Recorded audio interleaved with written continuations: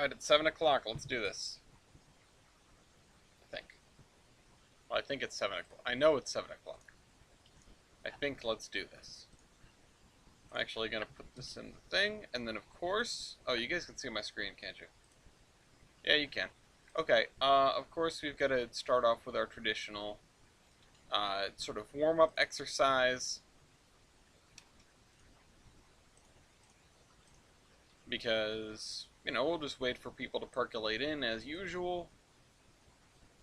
There we go. Oh, my sound is off. Oh, shucks.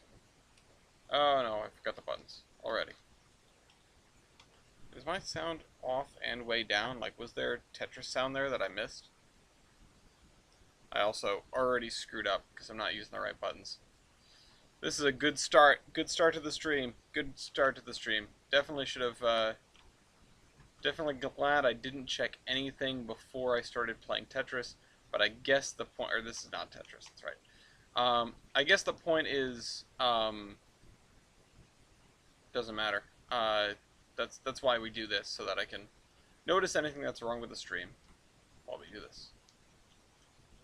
Hello, Master Badger. Welcome. Happy Thursday to you. We've got a long one coming next. Suppose I could start this with a game of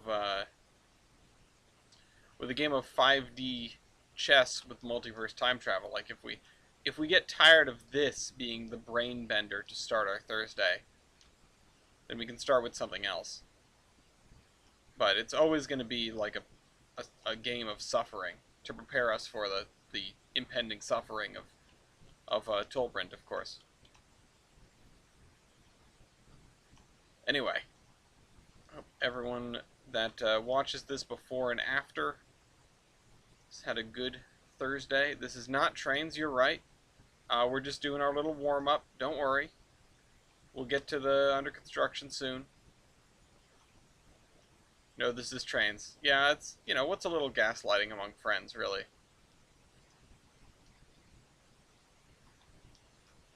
Oh, ah, man.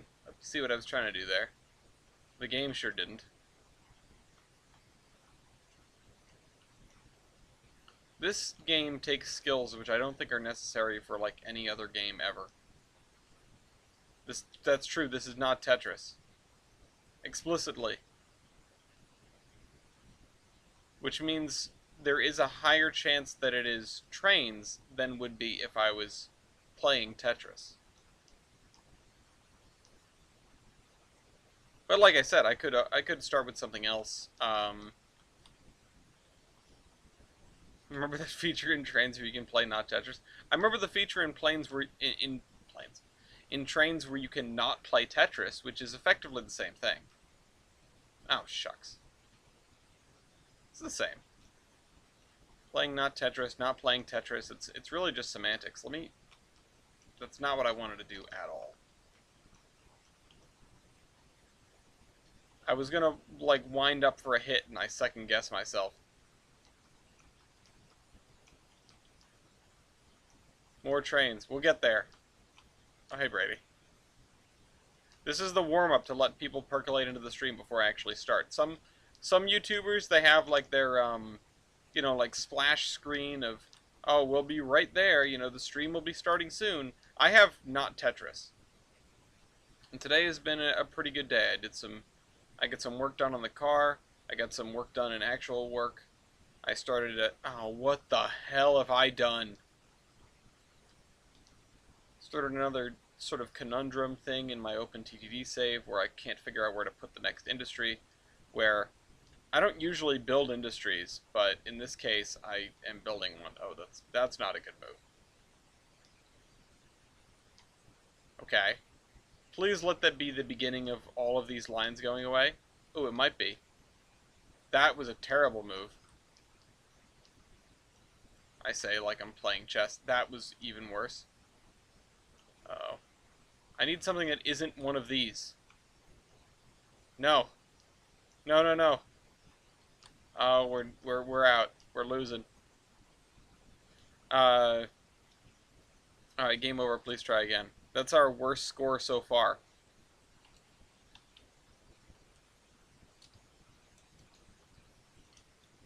Okay. Anyway, it's time for trains. Let me switch this back over to that. Why is my trains not...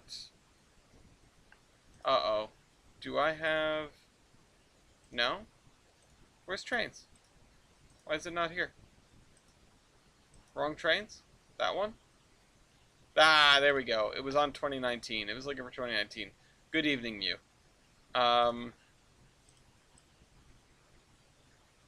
It's an awful weird looking train. No, I actually do play Run 8. I just haven't in a while. I haven't played it on, like, stream or anything ever. Um... Da -da -da -da -da -da -da. Oh, I got pinged right before I started in the thing. Time to bring the Geiger Gabber in here. Yeah, perfect. Just kit bash a really cool fictional 80s 440. The 1800s content for Trainz is slacking sometimes. Okay, so we need to do more Pan Am, which I'm not mentally prepared to do. But if we could finish, like, these 8 blocks today, that would be just stupendous. Unfortunately, that is 1, 2, 3, 4, 5, 6, 7, well, and a half. It's more than we did last time. It's more than we did last time, but I think we can handle it. We should be able to handle it. And this area here should be some sort of, you know, whatever. 220 miles of the Fitzgerald sub. Run 8 is such a special game where it doesn't look bad enough to be like cool graphics, retro, whatever. Like, it's not an open TTD, obviously, but it doesn't look good enough to sort of compete in the modern ecosystem. And it's just like, okay, you play Run 8 because you want like an incredibly realistic train game, and you don't really care how it looks. Because you want Train Sim World, but you want more train than that and more world than that also. I'm not saying that that's a bad thing. It's just Run 8's it's in such a weird spot as far as simulators go. Yeah, it does look like a Trainz route. That's sort of what it made me think of. It's like, oh, this is sort of like a mediocre or like Trainz route, you know? Where I go, oh, that's, people put work into that. Yeah, and it was just the 2D trees, which again, I used to be I used to be pretty big on 2D trees, good old Maple Beach birch spline, but I just look at it and go like, damn, haven't we moved on? Like, Run 8 is the only game that hasn't. And I get that that's not what they're here for. Like, I'm not genuinely trying to talk down to the game, because it's genuinely a very good game. Like, Run 8 has, the best physics in the industry, really. So, someone needs to make a modern STRM Maple Beach birch spline. Yeah, that would be cool. That would be nice.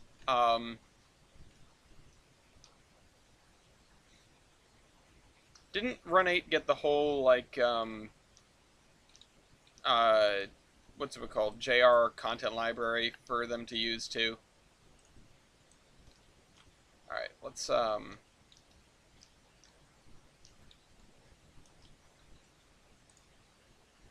gonna put a fence here.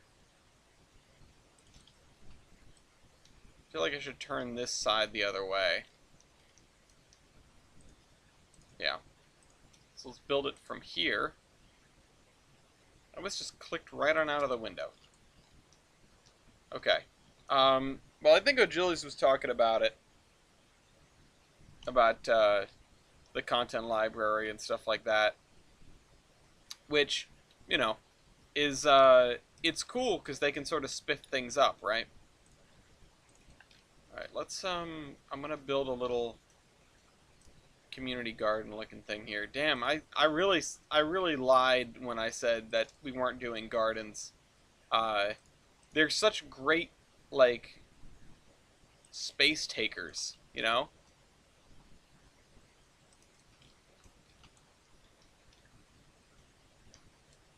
Alright, so let's grab the dirt from here.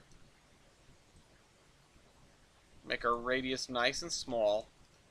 But yeah, I'm not really one for the not southwest versions of the game, or the other maps, mostly because they're not big enough. I want complexity. I want trains going every which way. Like, I want to have to take notes as a dispatcher, and I'm sure that the other maps you also have to take notes because, I mean, you're not going to know any of that by off the cuff.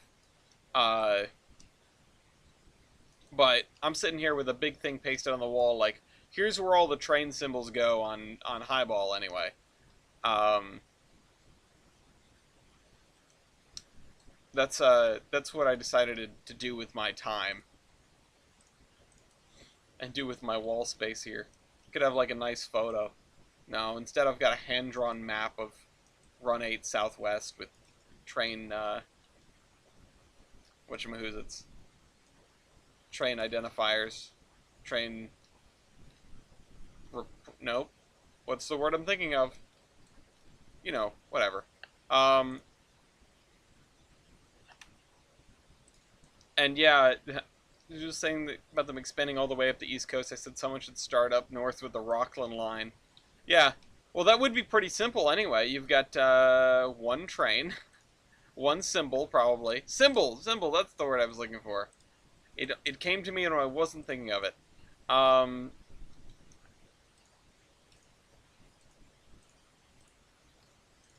So, I mean, what they should start with, if they really wanted to do some stuff up north, they should just do, I mean, they need to tie more things to Albany, right? They should do the B&M and the B&A.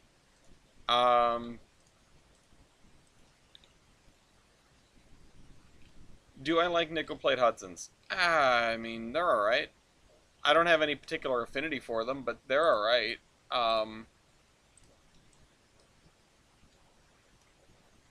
Guys build the Southeast, plan on going all the way to Laurel, Virginia. I mean, that's pretty good. That's pretty far. How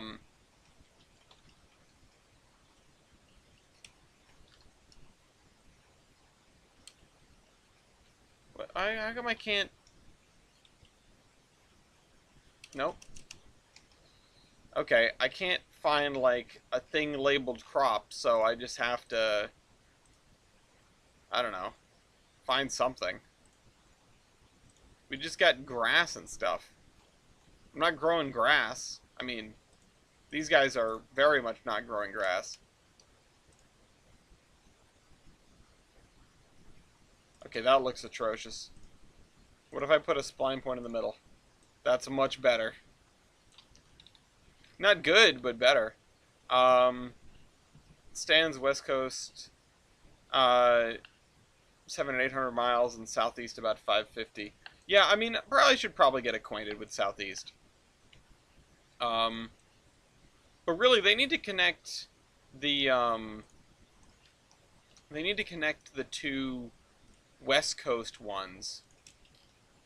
Yeah, they're growing grass. Heyo.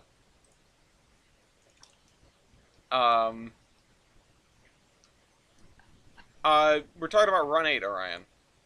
Somebody's probably going to respond that in the chat before he hears me say we're talking about whatever. Never mind. This is a really cute little plot. I like it a lot. Matt, do not comment on the stream and also drive, please.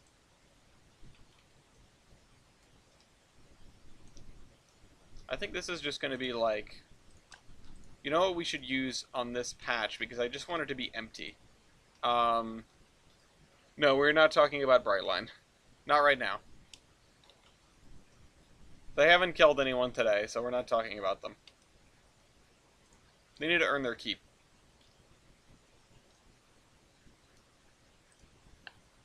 Better dance lesson? Oh, okay.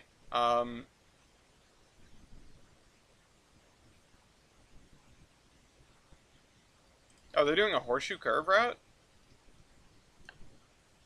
That I mean I'd get that. Um, I just wish they would, you know, I obviously they're doing things that make sense for them. I wish more of the things that made sense were things that were like in the like connected to stuff. I wish they would finish the southwest portion with the like the UP area that's closed off because of an earthquake allegedly. I don't know. It bugs me more and more as I was trying to dispatch because it just bottlenecks stuff around a corner, which is just it's just garbage. Um, I think Norfolk Southern is not going to be touched for several hot decades. Yeah, but if they're doing the southeast, they should do Saluda. Wouldn't it be amazing if we had Saluda? Honestly, it'd be kind of cool. Then people could like learn how much of a pain it is to deal with and why they're never going to reactivate it in real life. Um, you know, hot takes. Hot takes. Serve fresh all day. Nels Palestine's. Honestly, though, it would be kind of neat. But that's the thing. If they're springing for more maps, if they're going for more famous locations, we're probably going to see that that sort of thing show up. Um, we will probably see, uh, you know, I mean, yeah, if Horseshoe's coming, Horseshoe, Saluda, uh, like yeah, we got Donner Pass. We might see the Moffat route. It would be cool to see the Moffat route um, and or the other one, Tennessee Pass.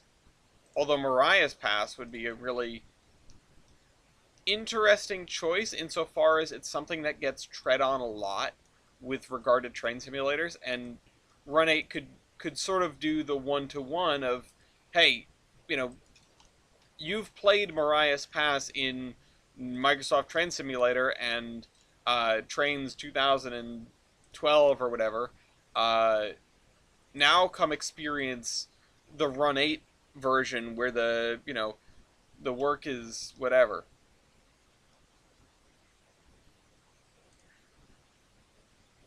Yeah, they've been allowed back. Uh,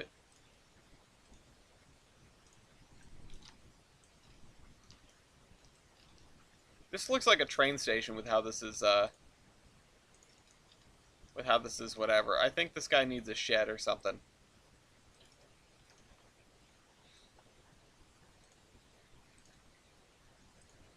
How big are these? Oh, these are quite large. Some of these are very, very large. I remember that much. Um,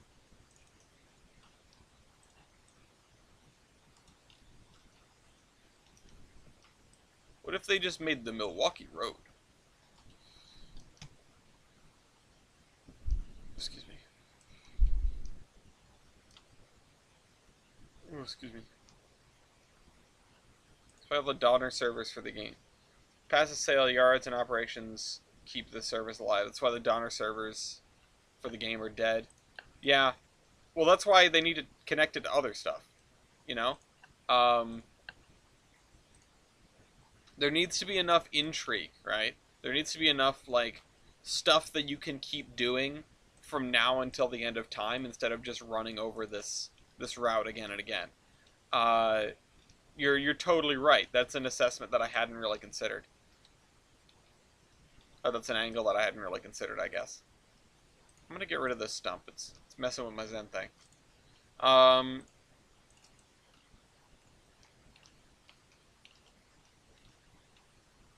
yeah, connecting it to the rest of Cali would make a lot of sense. And then if you go north, there's not a lot of like crazy amounts of traffic, but you do get a couple of very, very interesting uh, areas to run on, which is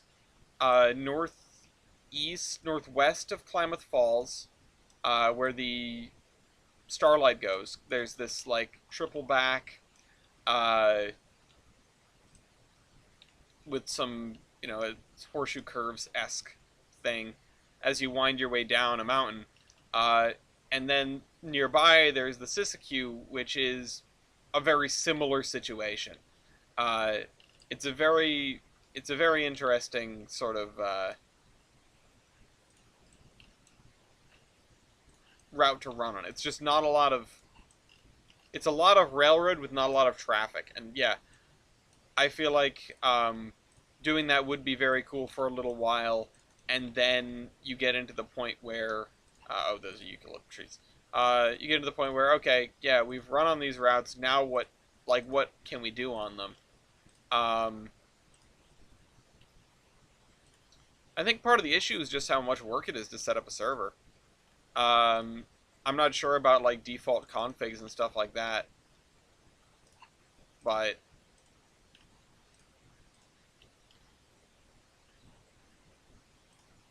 yeah, it's got to be areas that are industrial enough to have locals and switching jobs and that sort of thing.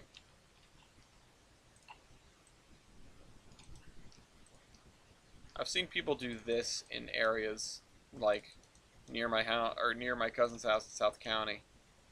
You just have like your row of trees that are very closely spaced, which don't do very much. Like, people can still see in your house, but it's harder. It's not a fence, but it's some trees.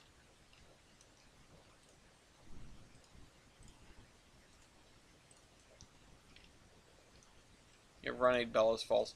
Run 8 the entirety of the Pan Am system. There you go. That's what they need to do next. Oh, right. Okay, I stopped over here. I was looking at this because I went, okay, next we're going to have to build a graveyard over here.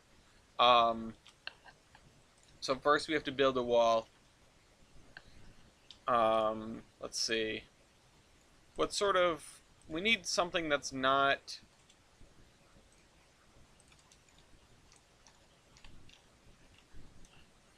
I'd like it to be like a white wall that matches the church-ish. Um, I need to get up to Bellows Falls. I don't know how to rail fan that area. I don't know if there's I'm gonna sink this down to the ground a little bit. I don't know if there's like easily accessible information on Trainz. I'm sure Ogilis knows. You know, if anyone knows, he knows. But yeah, castle wall. That's what I want. How come I can't select this? Oh, because I'm suddenly on the Objects tab. Because I was moving the thing. Also, at least one train a day during the week. I skied over one. I don't think that's the same... I don't think that's the line that runs through the tunnel, though. The one that goes under the ski resort. I would check the open railway map. Listen, no one should work for the Class 1s in their current state. Like, I get, okay, yeah, you can't strike, whatever. Either do it anyway or just quit. Just go find a different job.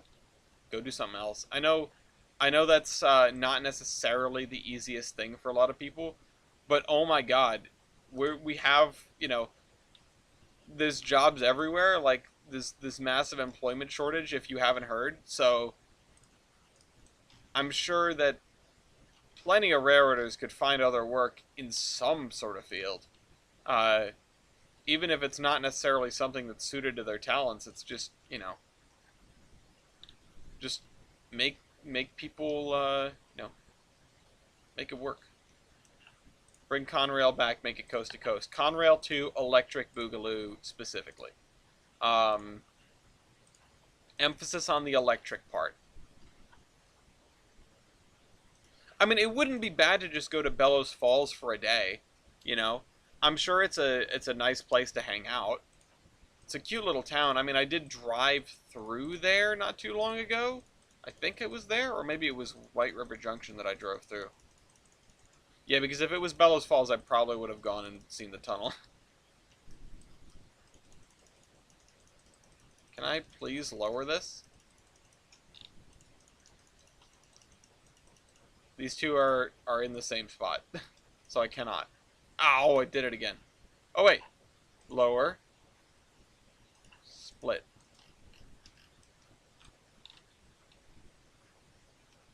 Actually, this looks kind of cool.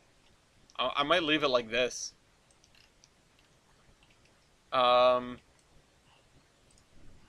Taking BS from dispatches is a trade skill. It's on the same side of the river as the tunnel. I'm pretty sure. It's just up north a little ways. Uh, there's a road called Steamtown Road or something like that. It's basically just an industrial park. There's nothing there to see. Where Steamtown used to be.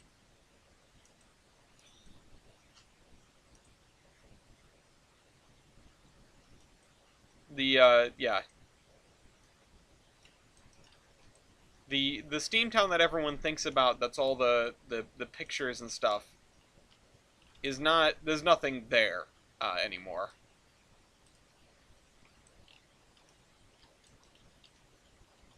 There's the Green Mountain Railroad, which is what you guys are talking about. Which is also a Blount property, but or was caused by Blount.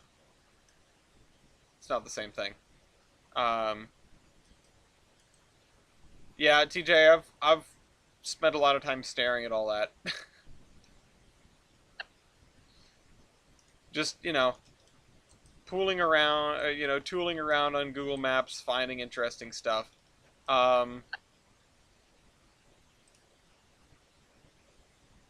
Yeah, where Elsa stored his trains for a long time at a museum for a few years before moving north. That's true. I mean, these days, if you wanna say like, oh, go see that, just be like, go see the Green Mountain, because that's what's actually there. Old Steamtown is, yeah, people think of that sometimes, but it's not like the Steamtown was the other thing.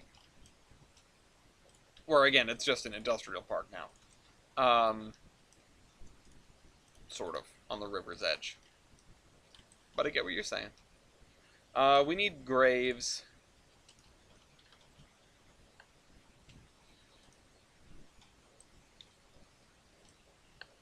But so I did drive by there not too long ago. Um, Actually, I drove by there uh, on the way to pick up my wood stove.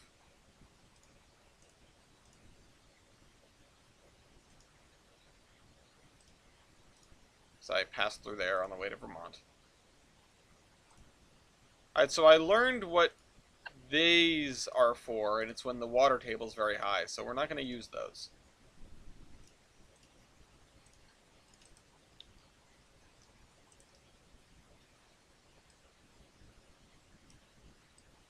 These are, if I remember right, the same on both sides. So, just line them up nice. And I might do a little bit of copy pasting and then reordering.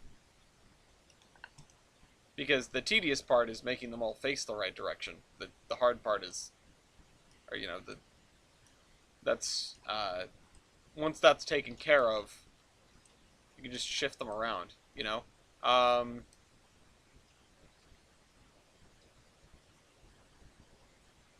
Take a picture with the Steamtown Road sign, yeah.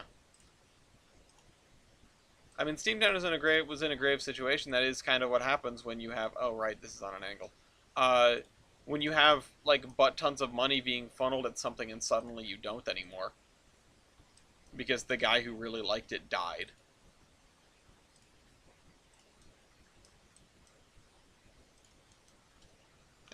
That's just how it goes.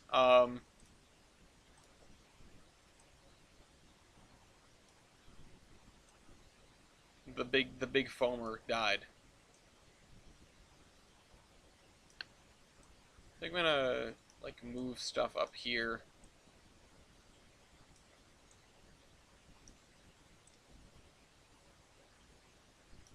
Leave some empty spaces.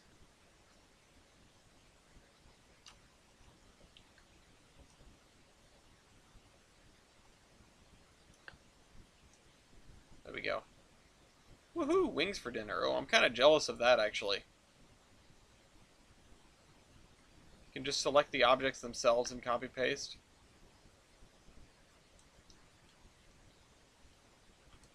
Oh, in Surveyor 2.0? Oh, no way. I mean, I want to copy more than one at a time, though.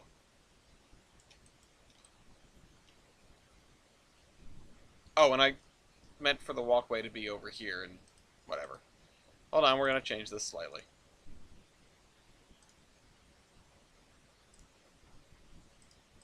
Get rid of the wall. Grab this, move this way. We'll have our thing on the corner instead. You select them once, one by one, hold shift, and once they're all selected. Alright, let's try it.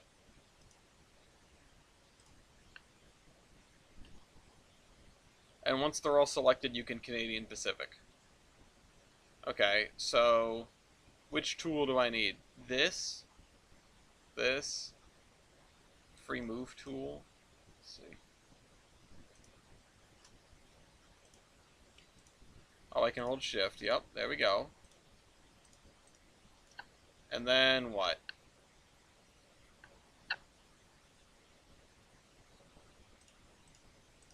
Oh, I stopped holding shift.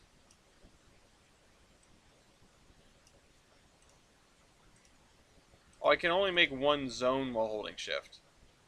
How do copy paste though?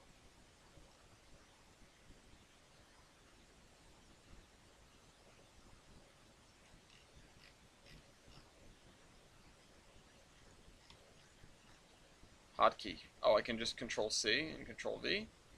Oh, okay.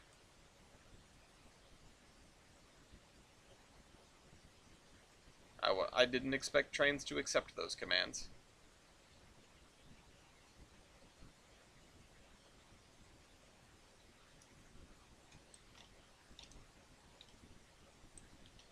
Yeah, we'll leave it like that. That's good. Okay, so all set. Let's go back to Surveyor Classic. And when I get back into Surveyor Classic, I need to remember to... Oh, never mind. You can choose what you copy-paste in the scrapbook menu. That way you're not bringing the texture ground height with you. Oh, okay. I'll try that again next time. Hi, Lafayette. Hi, good boy. Listen, you are... This isn't like you're fighting against a tide or anything. I would love to use Surveyor 2.0 if I knew how to use it.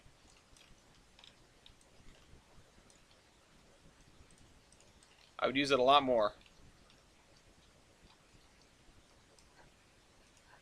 I'm not clinging to the old ways because they're good ways. I'm clinging to them because they're the only thing I know.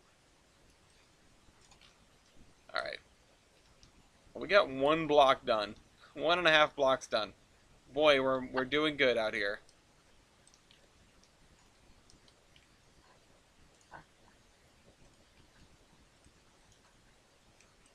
Alright. Let's see, we need a nice big parking lot for the church. And then maybe maybe some grass and like a set of swings back here or something? That we can play next to the graveyard, the kids can play.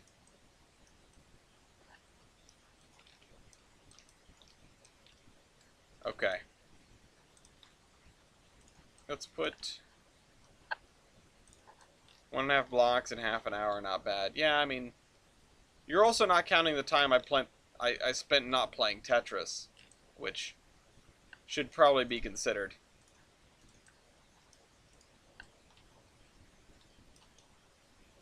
If I could reskin, I could make so many fictionals. You've got kit bashing. I feel like kit bashing's harder than reskinning.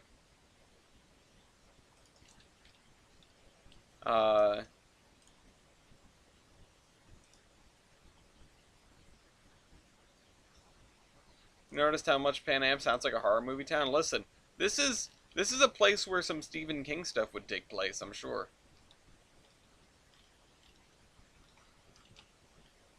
I wouldn't say it's very easy, Matt. I would say it's comparatively easy.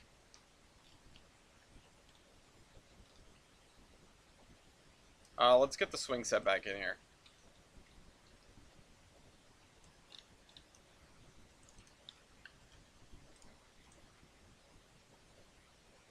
Not too close to the graveyard, you know? Just right next to the road. That's better.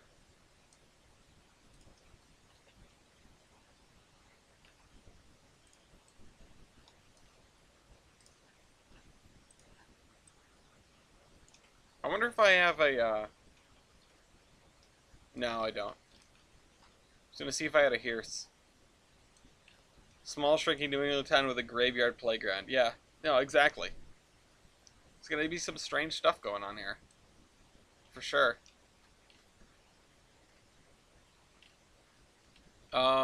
What is this? This is the library? Post office. This is the post office. Okay. I'm probably gonna put some trees back here. Because we've been skimping on the trees.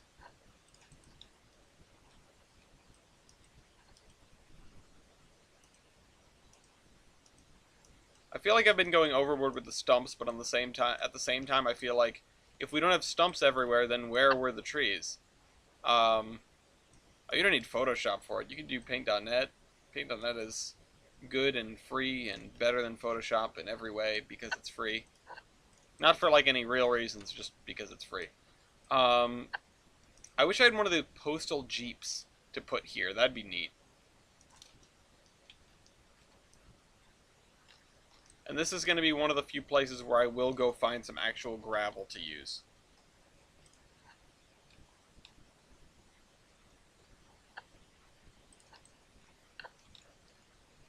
GIMP also works pretty well. Bring out the GIMP.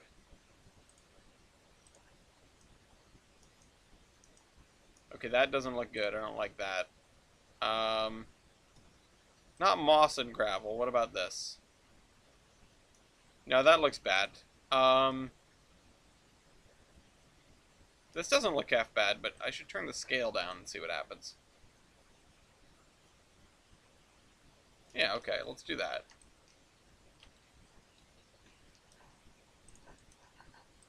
There we go.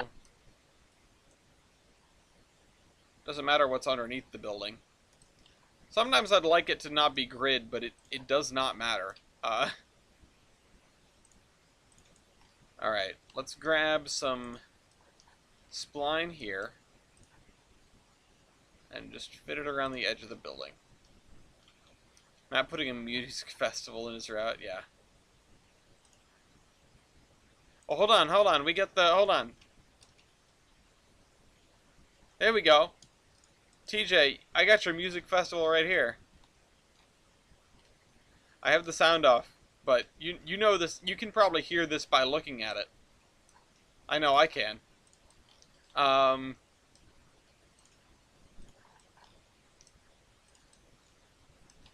Some Trainz old heads probably know the thing. Vintage Trainz memes. He's saying a D.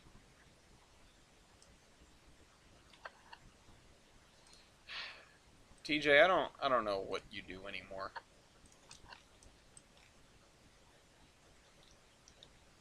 Alright. We need some, like, really scrubby grass along the road, I think. I'm going too ham with the stuff that's a little bit not scrubby. TJ. Yeah. I'd go to that rave. I mean, it would just be like, it wouldn't be much of a rave. But I was there. DJ isn't a Jeep DJ.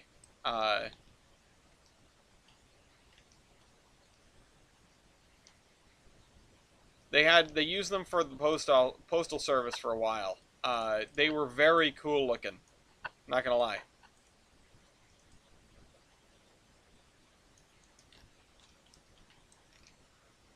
I could put some cars over here, actually. Yeah, the postal jeeps were a neat era.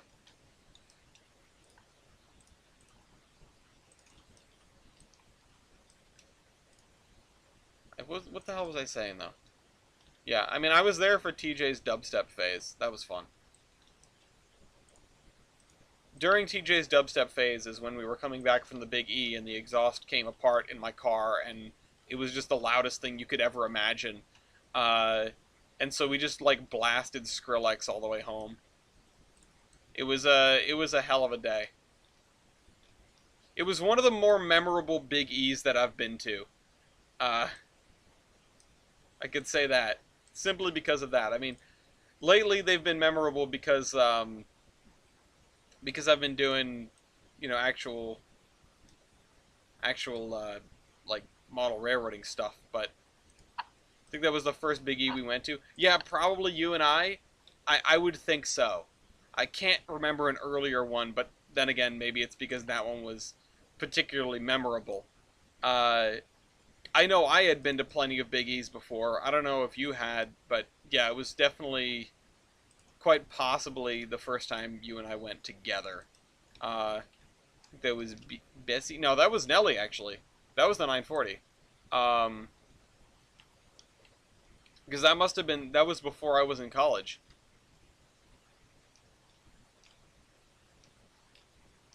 Um, I think you're thinking of Bree anyway. But yeah, it was Nessie.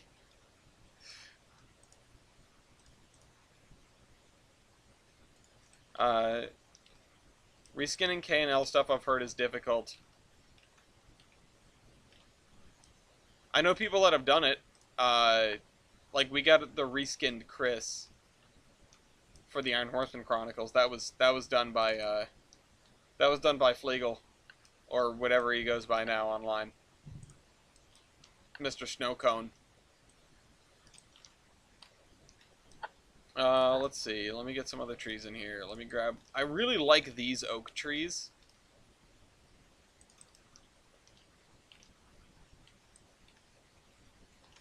I'm gonna put some crates out back behind this, I think.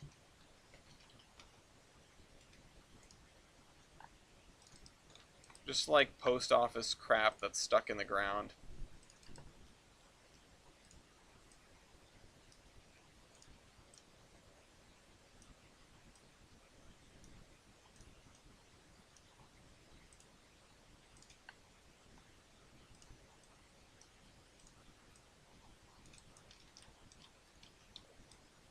And also some tires.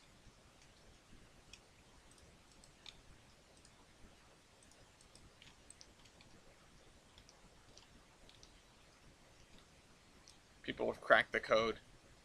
Stuff is impossible to reskin as the Ben Neal stuff, but I think that's become a little less as time goes on.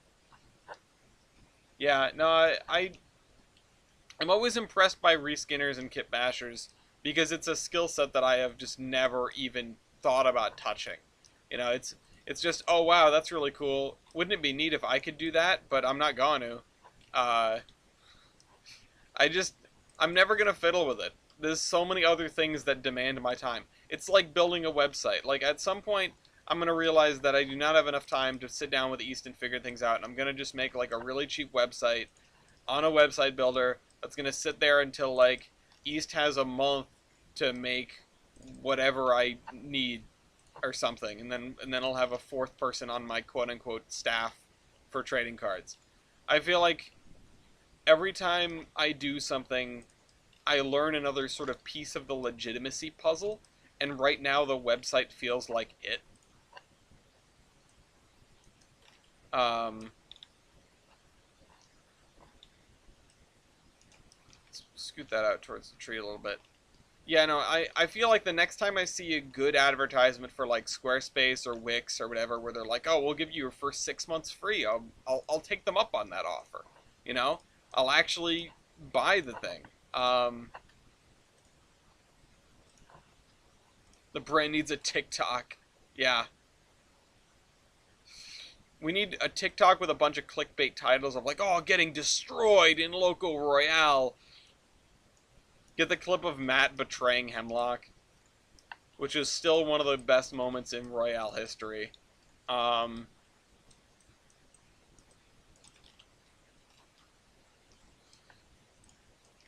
keep our enemies out of it. There we go. Oh, whoops. I love trying to grab a spline in the wrong tool. Again. Second time today, actually. Second time in the last, like, 20 minutes. Um, Today's a real good day for brain power. I started off when I got home by doing a couple rounds of 5D chess with multiverse time travel, and I did okay in one of them, and in the other one I just got creamed. Both times was a checkmate I did not see coming. On the one hand, it was a checkmate of me that I didn't see coming, which is fair. But usually when you, like, beat someone else in chess, you know that you're going to. I just sort of had this, oh, you know, I guess I'll play like this, and eventually that should lead to a checkmate. And I learned why sometimes, or why checkmates on single boards are checkmates, which is that if it's your turn and you need to advance the board, and that's the only board you have, but you're in check, if you can't get out of check right then, you can't go back in time and fix it, because to go back in time would be a move on your current board. It's something that I hadn't really thought about, but it makes perfect sense. You know, makes perfect sense in the context of 5D chess with multiverse time travel, which is a game that just makes oodles of sense. I'd like to stream some of it. I don't know if anyone would watch, but I would kind of like to stream some 5D chess at some point.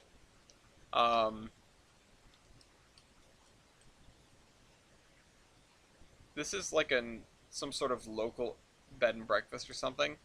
I leave for 45 minutes to come back to 5D chess. Listen, you shouldn't... Nothing should surprise anyone anymore. I want to get like a sort of cruddy fence to put up between these two. Like just to here.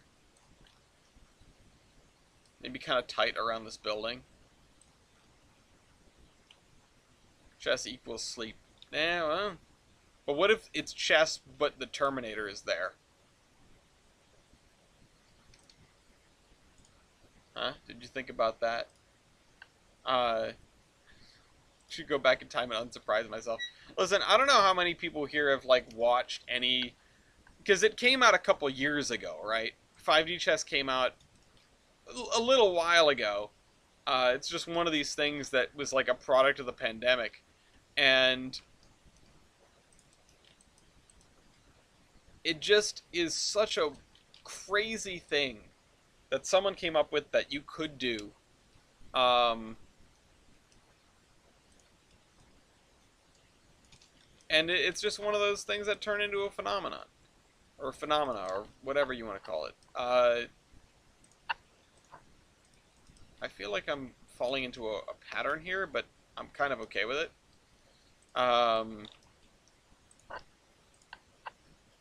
Give me this. Actually, do I have something to put under this? Like this. Oh, the dirt and leaves. Terminated a virgin chessboard, yeah. But FPS chess. That's another one. I haven't played FPS chess. I kinda... I don't know how I feel about it, but I don't really know anything about it. I'm just here for the 5D chess, like, strategy, etc. And it is nuts. It's way too much thinking. Like, chess is hard enough. Chess is not easy. I lose in chess a lot.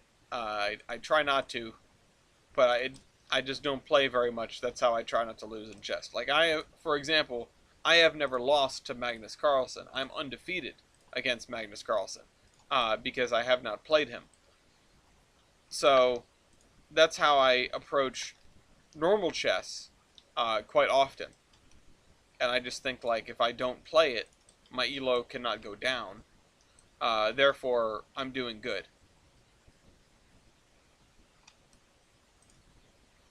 Now, multiversal chess doesn't have that little problem because there's no elo for me to lose. So, this thing is called a sourwood tree, and I'm just wondering. I'm out here wondering who's tasting it. Because it wasn't. It's not, you're not gonna catch me eating wood. I mean, you aren't. Chess looks like a convoluted mess of probabilities. See, that's the thing. There are no probabilities. That's the fun. That's the thing about chess.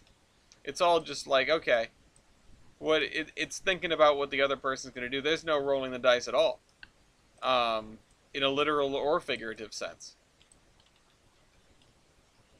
There's always a best move, you know. The computers figured it all out. I mean, they haven't figured it all out. It's not a solved game.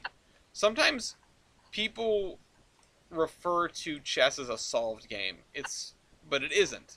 A solved game is like tic-tac-toe, where there is a specific sequence of moves that you know, if you play them, you at least do not lose. Oh, we've got other things. Interesting.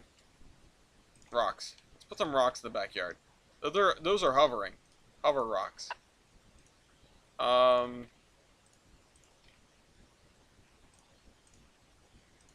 Seasonal rocks, huh? I'm gonna sink this guy way into the ground. Putting rocks is another interesting way to add a little bit of flavor to an area. That I feel like gets overlooked a lot. I mean, not necessarily every place is gonna have rocks and even stumps, right? This looks like, I don't like that. That looks like oh, this is a collection called Stump and Rocks. Oh. Yeah, I'll put that like that. Why not? It's a nice boulder. You like that boulder? But yeah, I mean, in a diverse landscape, you're gonna have all the above. You're gonna have stumps. You're gonna have rocks. You're gonna have trees that are fully grown or partially grown. You're gonna have different kinds of grasses. And I know I'm talking about a lot of things which sort of go against my philosophy that I try to espouse when it comes to route building. But that initial philosophy is sort of to get people who don't know what to do something, you know? There's nothing wrong with sort of upgrading your tastes and expanding them to the point where you are, you know, using more than one type of spline, type of ground cover. I'm not trying to use advanced techniques for Tolbrand. On the other hand, I'm not trying to use really basic techniques all the time either. It's a mishmash, and it's not an intentional one. I use the very basic stuff a lot of time because it is a time saver. You know, you have things like this where you could fill these blocks out fairly simply, or you could go through and you could sort of detail them like I am, or you could go, you know, another level beyond that. There are plenty of ways that you could spice this up, even what I'm doing. I mean, you look through this town here, I don't have cars, I don't have like fire hydrants, I don't have telephone poles yet. You know, it's still a lot of the same kinds of houses. You could be a lot more stringent on yourself when it comes to that. Although I feel like we did a decent job at bringing out some variety from the DLS. It's just, yeah, when I talk about, when people say things like, I don't know where to begin with a route, I don't know how to do good scenery, that sort of thing, I tend to fall back on relatively simple advice that people can take and you know, put into practice in a relatively short period of time without having to learn very much, you know? Because yeah, there's sort of a skill curve, I suppose, to building routes that look good or look realistic or whatever. But you can make a route look half decent without very much work. Um, you can make a route that's passable by doing very simple things, and that's why I start people with that. Uh, and then once you get comfortable with that, you can start doing some other things. You can start doing things that I guess one would consider more advanced. And really, that just boils down to bringing in and utilizing other kinds of um, other kinds of assets or other assets specifically. I mean, if you have one type of grass or three types of grass, try going for five or six. Uh, if you've got a certain set of buildings that you like to use and you've found yourself comfortable using, uh, why not try another set that you could sort of see if you can mix in or see how you could apply that. Um, and because the thing that takes a route up a notch isn't being good at doing, a specific. You can be very good at doing a specific type of scenery, but figuring out how to blend that with other things, um, because big routes are gonna probably have more than one type of scenery, more than one biome, if you will. And the thing is, yeah, this is my dad's shed again. What I mean isn't necessarily that you've got a desert, right? And then you've got a forest, and then you've got a mountain. What I mean is that you have just forests, say, for example, forests, right? If you're building a route through New England, for example, down towards the coast, you're going to have a lot more deciduous trees. And then as you get further inland, you have a lot more of these sort of white pines and things like that. And you could fall back on sort of one of the anecdotes I like to tell, which is that, when colonists came to um, the U.S. and, or the Americas, I suppose, and stumbled across the vast swaths of timber that were, old growth and things like that, and then cut them all down, they were replaced by what was very quickly growing, which is white pine. Um, and then hurricanes like 1938 came and just demolished a lot of the white pine, and therefore you have a more mixed forest now. And the other thing is you get that in specifically in specific areas of New England. Nothing saying that you have to. Nothing saying that you have to. What's the word? Abide by that specifically. But why I use that as an example is because it is representative of a gradual change as you get further north, as you get further from the coast. Um, even over the span of a relatively short distance, if you're building a railroad and trains, even over a distance of 50 miles, say, you can have dramatic terrain changes. And I think we can bring that up here because we've gone from a relatively hilly forested area. Oh my god, let me zoom in. In something like this, where you have, yeah, it's basically just rocks and the trees and, some areas of, I suppose you could call it meadow, right?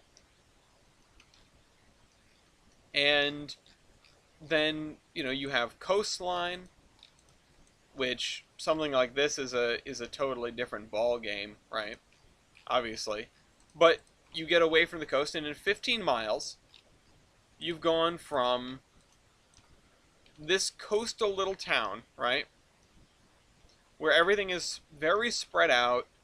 You've got farm fields that are like intermingled. You've got a couple of industries, but for the most part, these houses are very spread out on large lots. And this is, fairly low detail stuff. Um, and you've got your one stretch of stores or two stretches of stores. To this, which is a very different style of town. And yeah, town styles are not necessarily equitable with, or equitable, um, with sort of terrain formations. But again, you go from very hilly to very flat, with sort of the same kinds of trees and some of the same textures because you expect your soil color to be more or less the same, right? Um, Although that does change. That can change. If you've ever been out west, you know what I'm talking about. Or even if you've just seen like any pictures of Arizona, I mean, or any western, right? Uh, but for the most part, in this area is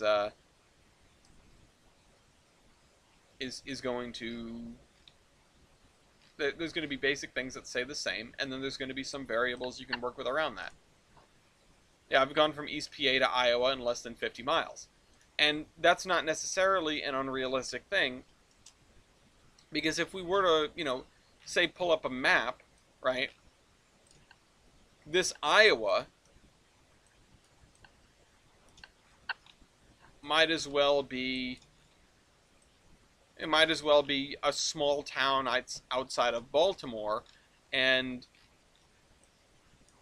you can get from the middle of the Appalachians, which I know I'm not showing you this here, but the middle of the Appalachians to York, which isn't particularly flat, but is very much a farming community, whose terrain is based heavily on the way its rivers go,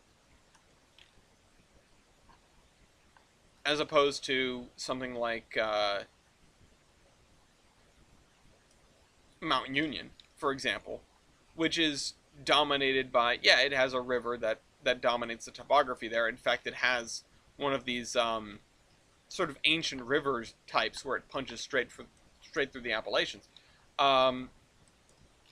But of course, it's dominated by the Appalachian Mountains on either side.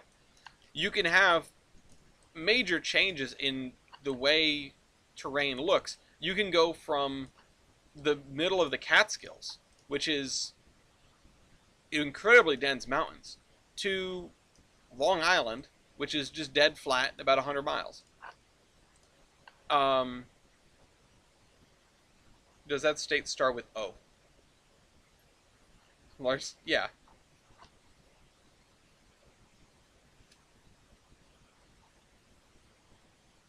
And it was just zooming in and out on this, wasn't it? Because I was zooming in and out on this. Oh no, it put me way back behind again. You guys could not see what I was doing. And it's high in the middle, I bet. Starts with O, ends with O, high in the middle. That's the way it goes. Anyway, we need to do this one, and I'm really not sure what to do with this one. This is a house that I've sort of dropped in here. This is me being a little bit, reaching a little bit, Let's put this in here.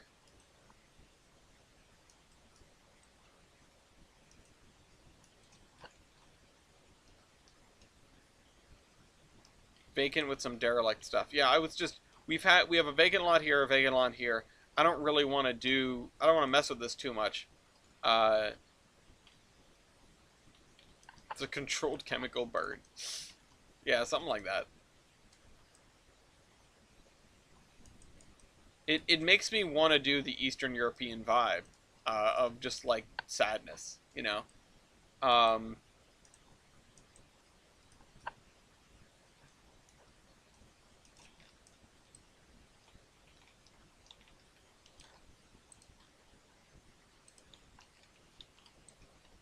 feel like despite what I'm doing here, we are creating relatively unique formations in every grid square, in every block. Let's put that there.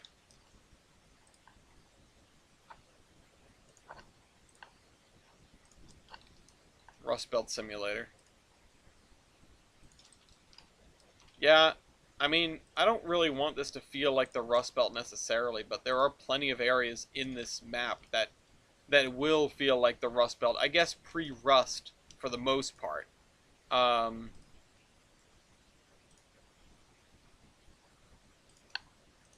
I don't I don't think they would have been able to transload. I don't think being able to to bring a tanker truck up alongside of the chemical spill slash inferno. It's not like the fire went out at any point. They were just making it explode on their time and not on its own time.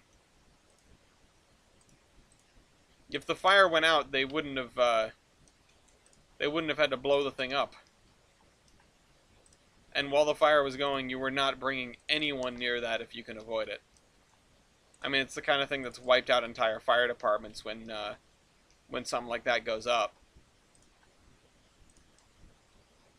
And it's not always predictable.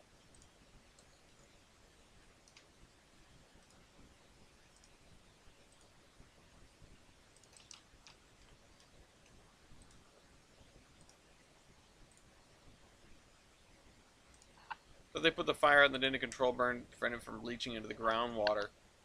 I mean, I wasn't under that impression, but you might be right. There are things that I have missed in this story quite a bit. But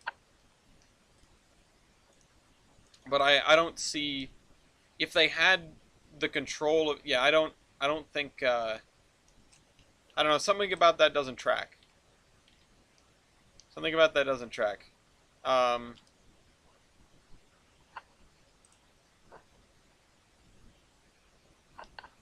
I don't think that moving the cars was ever in the playbook.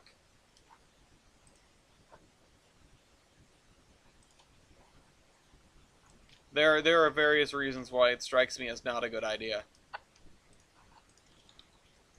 And not that what they did was a great idea, but I don't, it's not like they did that because it was the lazy option, right? Which it does strike one as the lazy option, but I don't think that's why they picked doing a controlled detonation. I don't feel like that's asking for trouble, and anyone who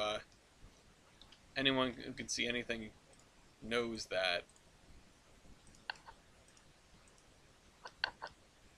The burn because of the environmental hazard should have just left them alone. I mean, no, they're still an environmental hazard if you leave them alone.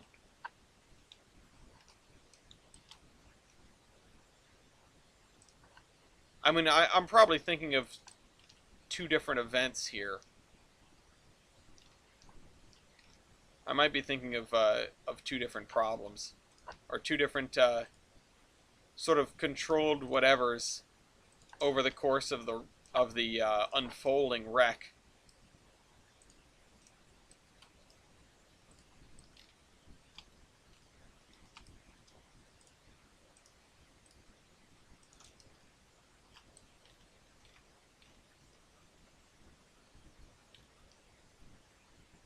Alright, we're gonna need some trees in here.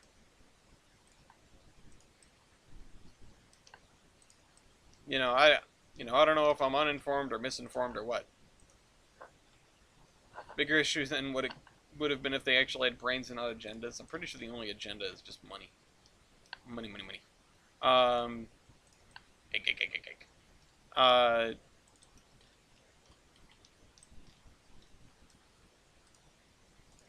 but yeah, I don't know. It just doesn't strike me as that was the good idea if they had any other options, or the idea that they would have gone with if they had any other reasonable options. I really don't think moving the cars was in play. I don't know if unloading them safely was even possible. Right, the controlled burn allowed the fire to go out on its own. Yeah, I figured it was that because your choices are controlled burn or it blows up. That's what I always thought the choice was. Uh, it just, anything else, if the fire's out, you've got more options. I don't know. I wasn't there, so. um, blow up is a better and quicker option. Yeah, I don't agree. I don't agree that blow up is a better and quicker option. It's definitely quicker. I'll give you that much. It is definitely quicker.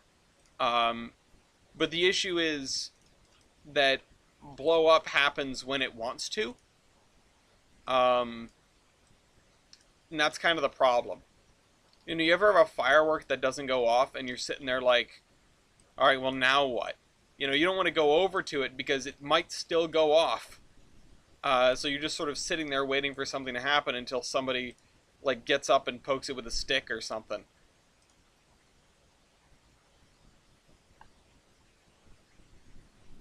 And the other thing is, the thing that I think gets missed in a lot of these explosions, while I don't think there would be a ton of shrapnel because of how these tank cars are designed, I can't help but wonder if these things, like a tank car just blowing up, is not. I can't help but wonder if that is or is not going to fling massive pieces of metal over thousands of feet, if not miles. You know? Oh, good job. I'm glad you figured it out, Badger. It would be really great if the people of East Palestine were allowed to return to their homes, and then there was this humongous explosion in the distance, and someone gets killed by a slab of tank car crashing through their kitchen ceiling. Like, I'm sure NS would just try to say that they got hit by a meteorite or something, until you see the UTLX labels sticking out of their stove.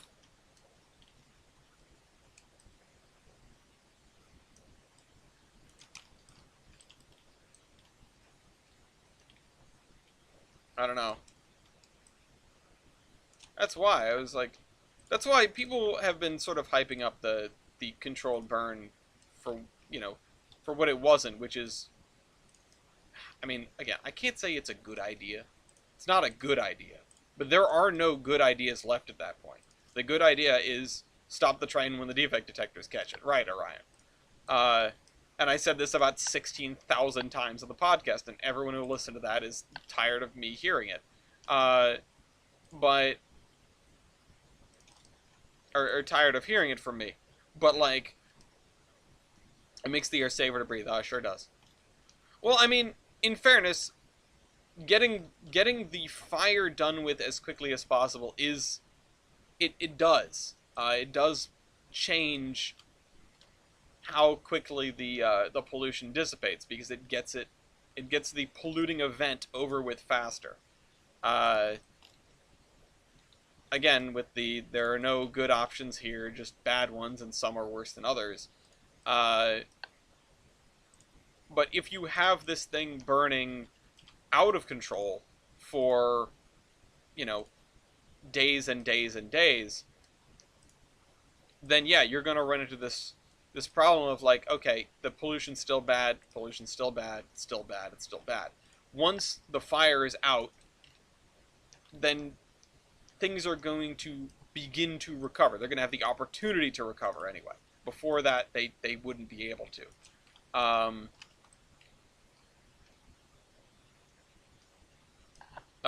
I have not seen the new Armchair Urbanist video on the explosion. I actually haven't. I think I've seen like one Armchair Urbanist video full stop. I have a pretty tight limit on a lot of. I don't know what to call it exactly, but just leftist content, that sort of thing, I suppose. Uh, and also, I don't want to indulge myself too much, and I want to spread my thoughts around a little bit, I guess. I mean, I've been watching too much chess stuff, so maybe it'd be a nice change. I know it's not like the sort of political side of the leftist movement. That's that kind of stuff. It's more of the engineering and, you know, that sort of thing. It's not the. It's not. I suppose, like I say, strictly political. Yeah, watching too many chests online. Don't tell Gloria. Um, I don't know.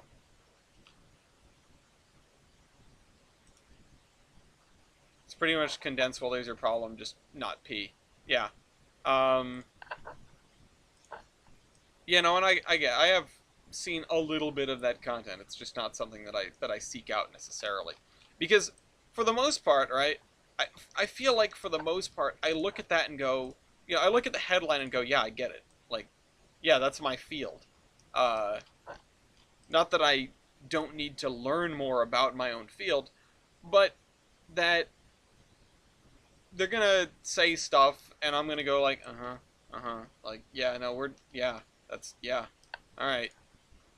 Um, I don't feel like I'm going to materially gain very much because I can only apply it in the voting booth. Really, I can't apply it very much at work because at work a lot of those things are already determined for me. You know, I get a project from a client that's like, yo, we need like a thing here, and I go, okay, and I make the thing. Uh, like most things in this world, you are in this nation anyway. You are going to have the most impactful change at the voting booth, and I already know that I'm voting for the leftist candidate more than likely. So, um, I don't watch videos of people editing when I get home, so I get what you mean. Yeah, that's fair. I don't know how much of the people editing market there is, but like I don't know how much content of that online there is, but and it's funny. It's funny that you say that too, because I look at it and I think, well, maybe I could learn something, and I'm sure you look at like there are editing tutorials out there, and you're probably thinking, okay, but what do I know how to do my job, um, and that's the thing. It's like once you get into these things as a career, I feel like a lot of the basic resources become less useful to you. Like learning about why transportation engineering is the way it is not very helpful to me because I am the way it is. Like I'm the man on the inside. Um, I can picture I can picture sort of the my version of it, or the one that I can think of, which is Roz saying, left to their own devices, traffic engineers will always build New Jersey, and me going, oh my god, I'm the traffic engineer. Like the calls are coming from inside the house. Oh my god, it's my house. Uh, what else is there for me to gain out of these things? And yeah, some of it is good commentary and insightful commentary, and I don't dislike that, and I don't think it's bad content. I don't know. I don't feel like seeking it out. It's not for me. Not right now, anyway. Maybe when I shed my skin and become a true leftist like you, TJ, uh, I'll be indulging in this. I'll be taking it in every hour of every day, and I'll know all the pundits' names and etc. But I mean, I do know these people. I know of their existence anyway. These commentators on traffic engineering. It's sort of like people just talking about my job, or on development and that sort of thing. And I recognize that, and I know who these people are. I've heard of these names. I just don't know the content piece by piece. I talked a while ago about how I stumbled upon, and this is now sort of going the opposite direction. Um, uh, is that we don't care what side you lean. We're all human here. I would like to think so. Um, if you worked your way up the ladder and became powerful enough, the Doctor beefing of Rhode Island's major roads, highways. Uh, I mean, that'd be cool. It'd be real nice. I feel like the way to exact change in this is not to become a super powerful traffic engineer, because as a traffic engineer, you are still a peon in the eyes of your clients. The people that actually make the decisions. You don't get to say, I think we should have a road here.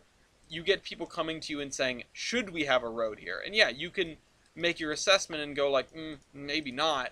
Uh, but someone else has to have the moment of question. Someone else has to ask, and then you get to answer. You know, the way to make change is to go into politics, right? The way to make change is to end up on, you know, a board that has influence and not in a job that is,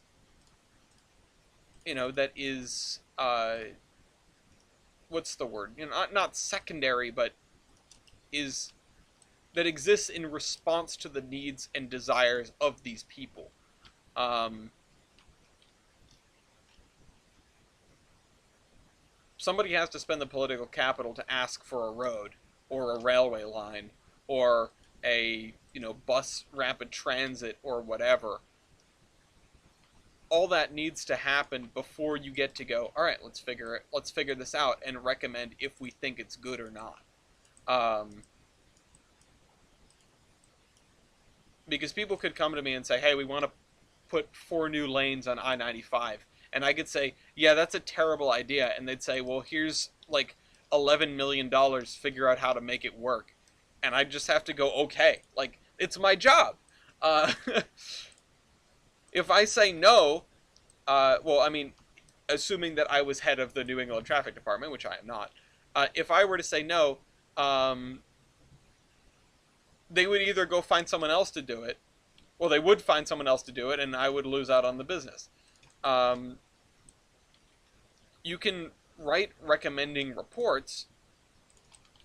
You can, in your analysis of the thing, say like, hey, this is a bad idea, and here's why. Like, this is going to have XYZ impacts, but if the people that are asking for the road do not care about those impacts, which they probably, have already considered, maybe they have, maybe they haven't, you don't have that much of a sway, and it's not necessarily a greed thing, it's not like, give me the money, I want the money. It's if you don't do this, you're out of a job. And yeah, it boils down to, well, you could just go and get a job at a firm that only does like transit-oriented development and that sort of thing. And yeah, you could do that, but good luck. You could try for that. I'm not sure if such a thing exists necessarily. There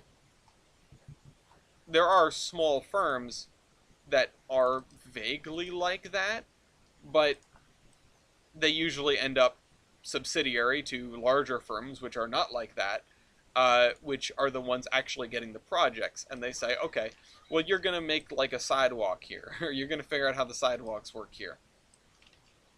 And you say, okay. That's why it takes so long to build bridges. It's why it takes so long to build everything, dude. Because it has to go back and forth 11 different times. And, I mean, a lot of the work done in the field is sloppy, I'll admit that. But it's sloppy and then gets caught.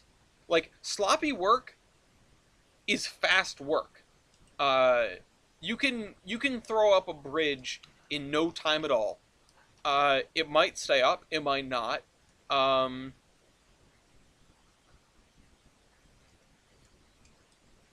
If, you can build a road, it might last, it might not. It might have enough capacity, it might not. If you asked me to design a traffic signal in a day, I'd design you a traffic signal. It might not be to the specifications of the town or state or the MUTCD or any of the other governing books and documents and governing bodies that we have, but you would have a traffic signal. And,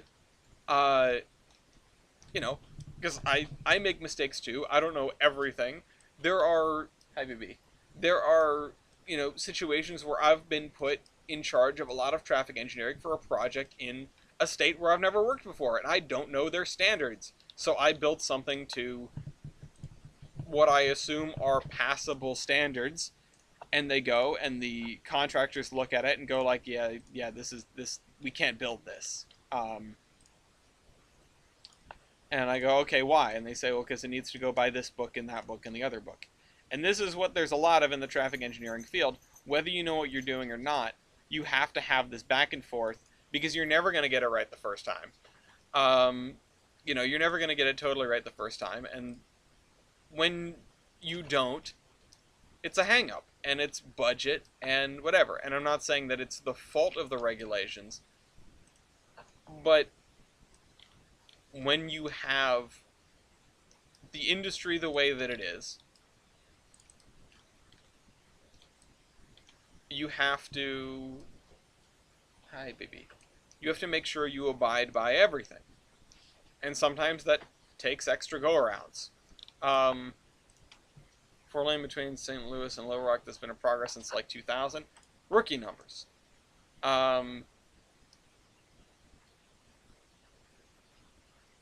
But, you know.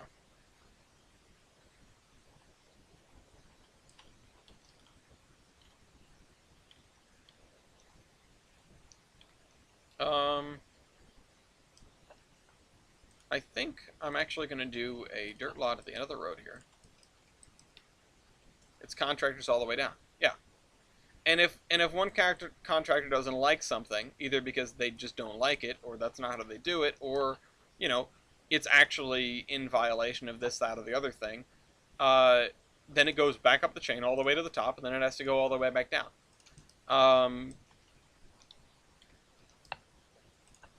Now, why that has to happen, or why this happens in traffic engineering, I feel like there's probably not a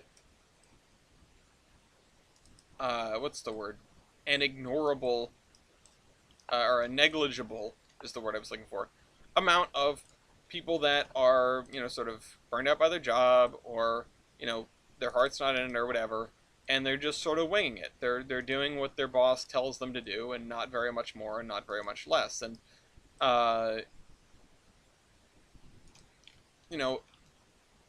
is this the kind of is this the situation we should have? I mean, you could get into all these discussions. I know there's been things about the 4-day work week. There was like a whole thing recently. Even if people don't dislike their bosses or dislike their company or whatever, it can be tough to feel motivated, and then you're just sort of, oh, this isn't what I wanted. Where's the heaving lake? There it is.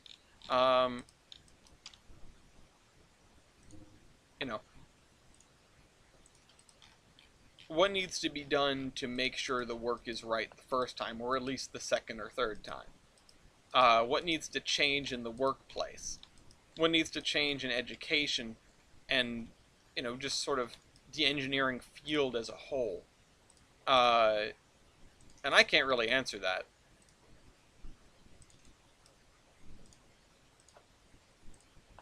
I feel like I have I do my work, at least insofar as, yeah, I do what my boss asks of me, and if I have time where no one's asking anything of me, then I'm not going to get really anything done. Is that the fault of managers not managing properly? Is that the fault of myself not taking the initiative? Why don't I want to take the initiative? I don't know. But this happens at every level, and it's, people have gotten fired because they get nothing done. People have gotten fired because they build up projects and do no work. And is that because they are, intentionally sort of taking from the company or the budget or the taxpayer or whatever you want to call it, or the client? Or is it just because they didn't know what to do and nobody told them what to do? I feel like there's an awful lot of don't know what to do in the field. In my field, anyway. Personally, I feel like I have an awful lot of, okay, do this thing. Well, I don't know how to do that. They've I've been putting in a lot of hours and training, which would probably be company based or company funded or company operated or whatever, uh, just isn't happening. There just isn't. I don't have enough hours in the day to go and learn something. Uh, and you know, sometimes they'll put it as sometimes it'll be posited as just go learn this and then bury it, or there's the sort of pressure to work off the clock, which is absurd and a crime. uh, I don't personally get a lot of that pressure, but I know that I have peers that have succumbed to it. uh, I think if we weren't all conditioned and forced to make our lives revolve around our jobs, we'd be a lot happier and more driven to focus on fulfillment in other ways. Uh, suppose so. I don't know. You know, some days I get in and I want to do something, and some days I get a task that really grabs me. Some days I get like a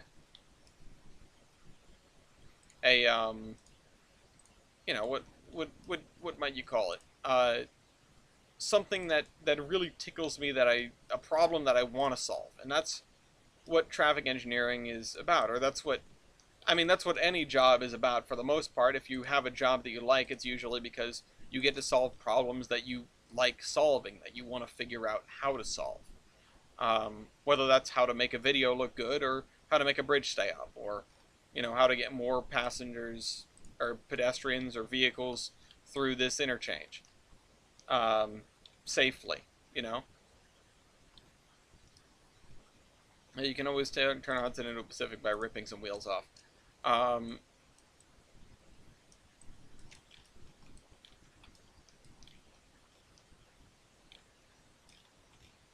let's see. I want to put some trees on this, I think. Need to get some smaller medium ones.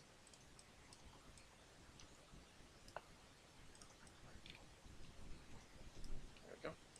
This one. But yeah, it's contractors all the way down.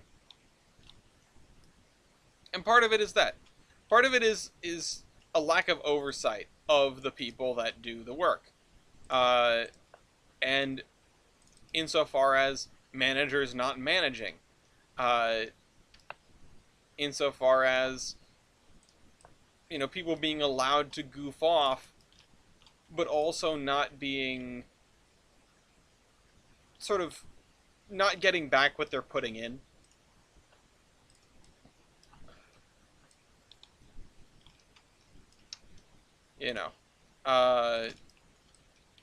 Yeah, and dangerous working conditions, or just like crappy working conditions. Where did the paid lunch go? What happened to that? That used to be a staple. Now I'm eating lunch at my desk because I want to be at work for one less hour, right? Or just less time. I want all 8 of my hours to be productive, right?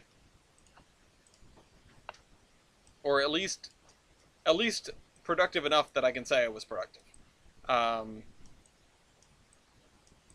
And some days that is just sit down and blah, blah, blah, blah, blah, bang it out because you've got a deadline.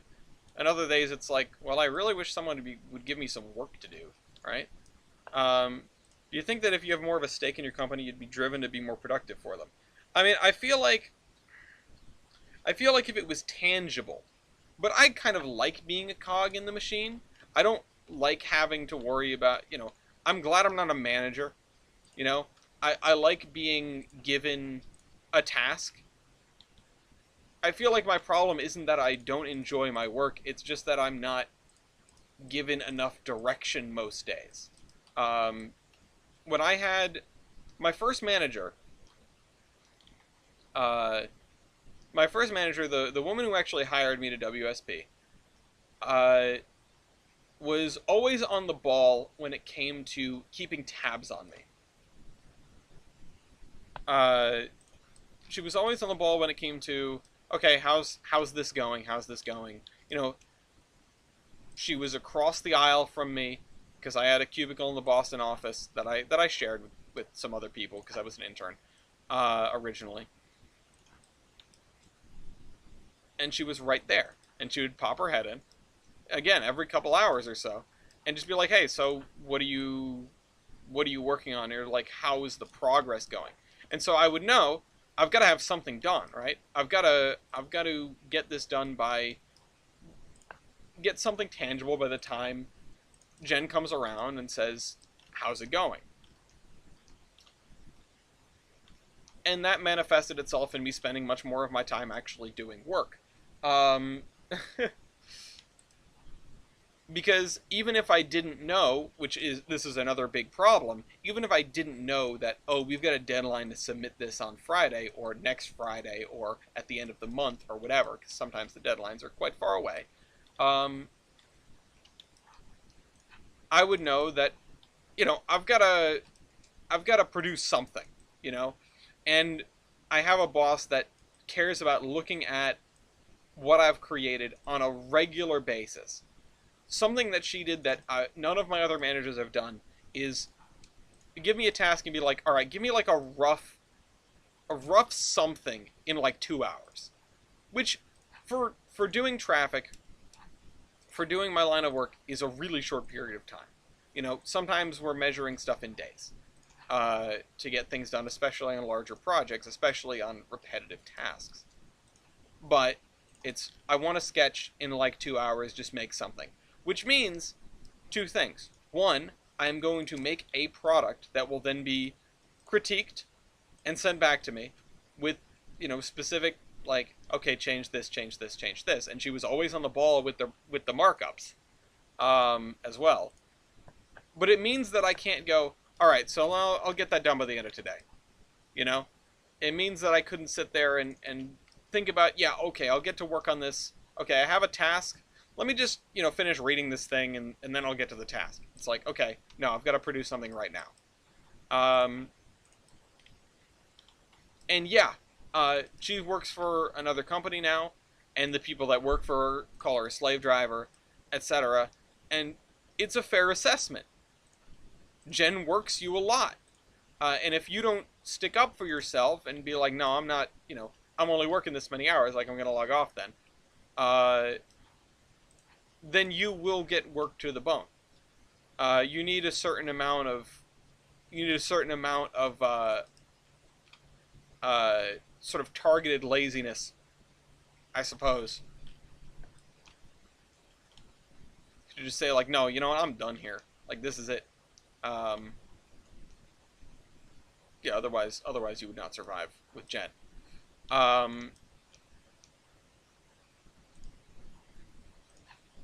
But she was a personable individual. She was always on the ball with you and with her own work. Incredibly, incredibly productive person. And she rarely left anything to interpretation, which is the other thing that sometimes happens because of, sort of like cascading laziness almost. You get a markup that isn't very specific and you still have questions. So, then what? Then what do you do? Then you've got to have a meeting that could have been the previous email. I feel like a lot of working a desk job is tactical laziness. Yeah, I mean, I feel like a lot of working is tactical laziness. Because, yeah, you need to be... Hi, Lafayette. Hi. Good boy. You need to be, sometimes, you need to have the pressure on you because you need to know when things need to be done, or else things are never going to get done. Why does Valve not produce games? Because they make so much money they can pay their employees to not work. Why is there no Portal 3, no Half-Life 3, whatever? Yeah, because of various reasons, like they want when those games, they want a game to come out and be revolutionary, but also because there's no deadlines. So stuff doesn't get done. And yeah, I understand that to some end, deadlines and crunch, crunch is not good. But you can still have, like, hey, show me something by X time, right? And you want that to um, you want that to have weight. And in the engineering field, it does, because you're beholden to people outside of your company. But unless your boss imposes those things on you, then nothing's going to get done. And that, again, also to come back to it, assumes you know what you're doing, which sometimes is not always the case. I'm working on a project right now for the New Hampshire Department of Transportation, where I am trying to put together an estimate of quantities. Unfortunately, I don't, not that I don't know how to put together an estimate of quantities for, I said New Haven, I meant New Hampshire, for New Hampshire, but I am not what you would call versed in it, number one, and number two, these are items in a project that is not necessarily conformant to the regular kind. It's not a regular kind of job. It's an ITS job. It's tech. It's installing security cameras in bus stations and figuring out what figuring out how to bill for that. Figuring out how to write out like a, okay, this is how much this costs, is tricky when you don't really have anything to go by. You have some previous projects, but nothing of this size or caliber. So I end up asking a lot of questions, and there is someone who does sort of know how to do it. But then it becomes this thing where, like, okay, I was given this task. Okay, I got to make an estimate. Okay, I was given like an example. That's good. That helps. It's a good place to start. Take the example, look at it, compare it to what we've got right now, realize that it doesn't really make sense to use the estimate in this format and pick out individual item numbers for all the things we've got. Okay, so what are we going to do instead? Like, this is a no-go. What are we going to do instead? Okay, we need to bundle the items into item numbers. We only figure that out after a conversation with one of the other team members. And then it was, okay, how exactly do you do that, and what do you bundle up, and why? And so then we had to have another conversation about, well, how are we going to do this? You know, I feel like because there is so much back-checking, and because of sort of the way I worked around my first boss, I feel like I need confirmation for everything I do. And that's the right way to go about things. You don't really want to wing it too much. But that leads to a lot of back and forth, more back and forth than is normal. But if you couple the advanced amount of back and forth that you need in the field to the lack of deadline pressure, because your managers are not managing very well,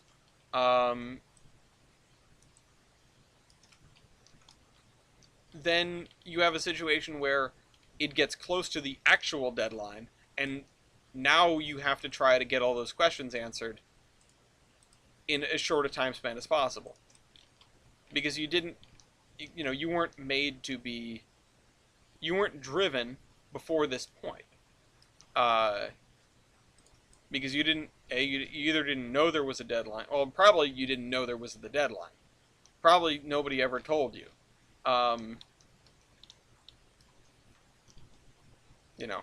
I think a lot of it is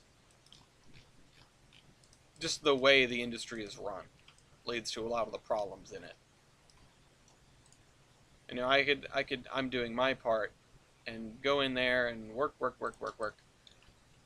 But the other issue is, and this is a real insidious one, you finish your work, then what do?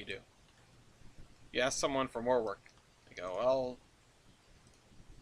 well, everyone else is busy with stuff. I don't really have anything for you right now. Just like hang on, I'll go find you something. And so you wait, and then you got to put on your timesheet that you didn't do anything. Whereas if you stretch out the previous tasks, if you pull a Scotty and make oh, it's a 2 hour job, in your head. You think, oh, it's a 2 hour job. I'll stretch it out. I'll make it all day. Um, that way you don't have to say, okay, yeah, I spent 2 hours on this, and then I asked for more work, and then I didn't get more work, and then I sat here and twiddled my thumbs. Because when that happens, then you have to put that down on your timesheet, and then people get in trouble because now you're not being fully utilized. You're not being utilized properly. You don't have all billable hours. When in both scenarios you get the same amount of work done, um, but in one you build the client for 8 hours, and in the other one you build the client for 2 hours, and then build the company for 6. Uh, you did the same amount of work, but one of them is okay, and the other one gets you know supervisors upset. Um, Again, it's this pressure of utilization that keeps things being stretched out. It's a sort of negligence of managing and not giving deadlines that, excuse me, gives more sort of encouragement for people to stretch things out. And that leads to these cascading rewrites and redos and redos. Uh,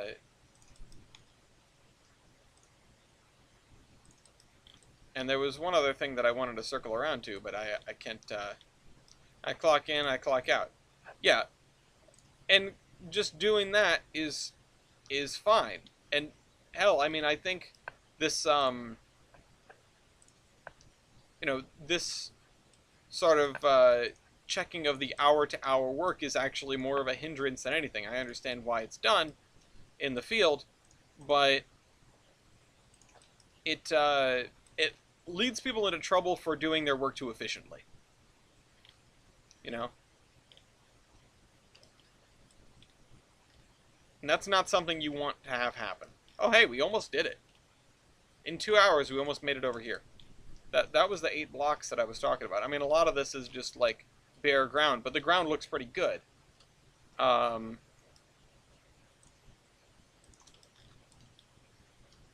Ooh, and I'm really hungry. I'm starting to get really hungry. Baby, I don't know if I want that. Hmm. Well, they are still frozen. Um, this does not go here, this house. I'm gonna move this somewhere else.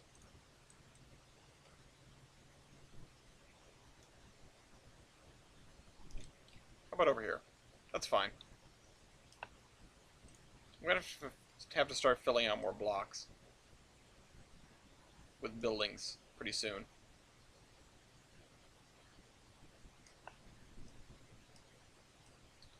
There we go.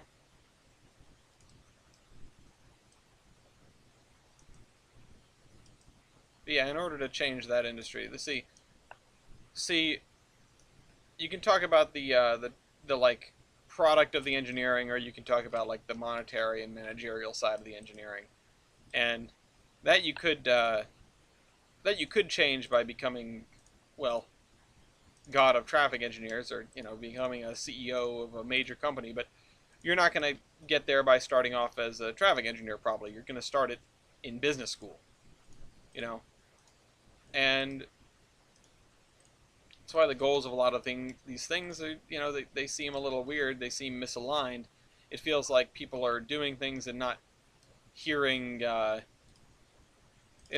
not necessarily maybe thinking through the impacts of them all the way down here, right? I don't know. Just drink raw milk. Raw milk. No, I don't think you should be concerned. As opposed to cooked milk? Oh, no, I don't think you should be concerned.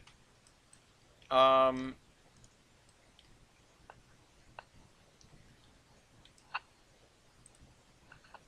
you make me one of my bags? Or could you make me a bag, baby? That would be great. I could just have a bag, and you could have a chicken patty if you want one, or whatever you want.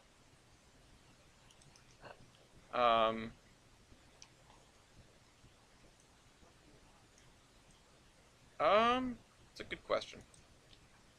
Whichever one doesn't have the shrimp, because we still should make the shrimp this week. I still don't know how to make it. I don't know how to make the tiny shrimp. We have a bag of tiny, tiny baby shrimp. Well, it's actually just shrimp meat. They've already been skinned and everything. It's not like whole baby shrimps. It's tiny shrimps. The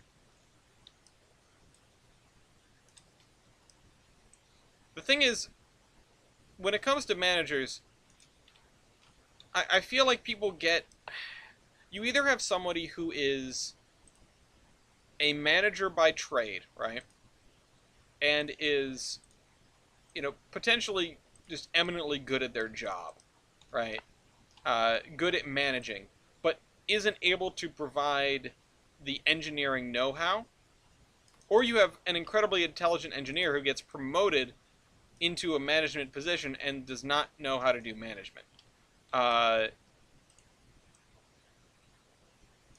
You know, I am here complaining like, oh yeah, managers don't necessarily know, like, oh, I'm not using the parked one, idiot.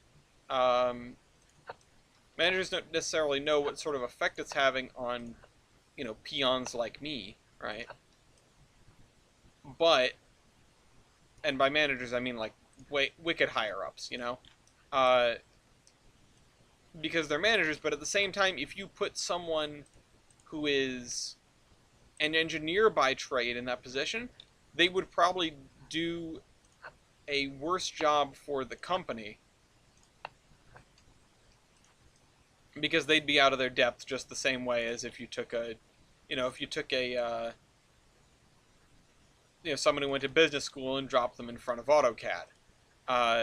Like there are different schools for these things for different reasons, and these different positions have different goals, and they are not make the workers happy. That's, you know, them doing their job does not mean, like, a CEO doing his job does not mean a CEO doing his job for me.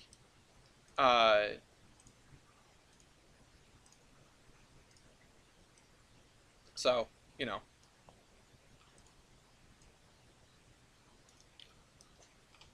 Manager is my wallet. It's happy I got its money. It's not if I don't. I'll be extremely happy when I get my own construction equipment. Yeah. What does it say? Husband. Oh. I should put, like, building materials over here. Or maybe, like, a tank of some kind.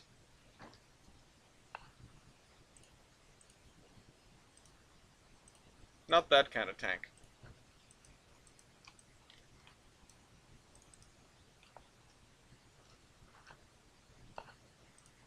It doesn't matter if it's a water tank or not. This is like a builder's yard, I guess.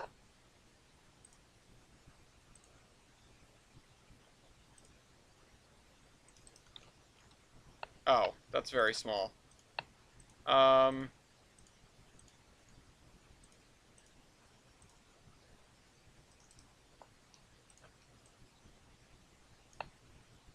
Could make this shorter. 2x6, 1x4.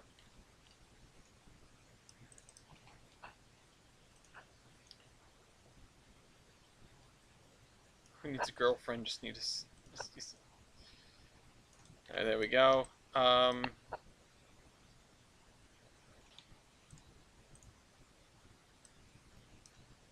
think having this here, although we already have the lumber over there, so what are we going to put over here? Because I put down this this tank.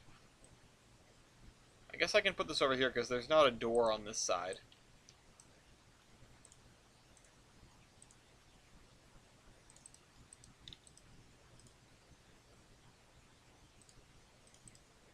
go.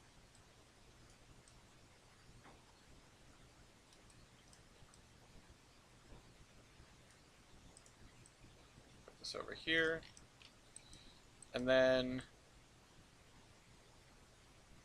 yeah. What goes in a builder's yard? Let's put a put like a cement mixer. No. A truck cement mixer, yeah.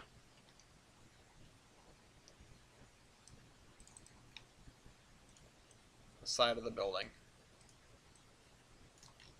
Oh, you know what? Some aggregate piles might be good. So let's actually get rid of one of these. Scoot this over. Let's try and oh, not a gravestone. Like a gravel pile. Yeah, there we go. You win lumber stack 3, yeah. I'm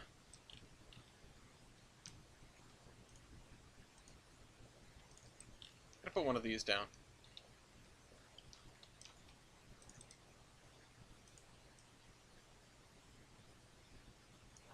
Training of trucks, loaders, excavators, grading equipment, spare materials, aggregates. Yeah, I'm not sure how far I'm gonna go with this, but it would be a fun area to yeah, the fork loader is a way to do things here, but I don't know if that's you know, maybe this.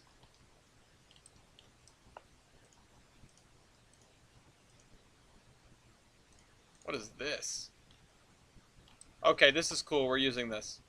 I don't even know if it belongs here, but we're using it. Good evening, Pat. We're probably going to end up rounding up the stream soon because I am starving. So, you know, don't get too attached. As soon as that, oh.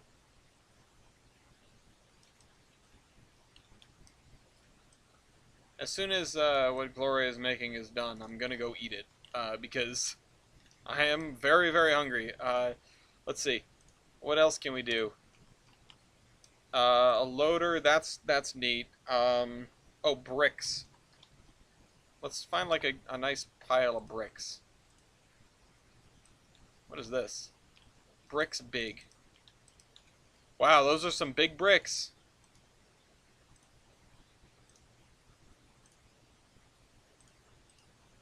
I need like a big pile of bricks. But not like that.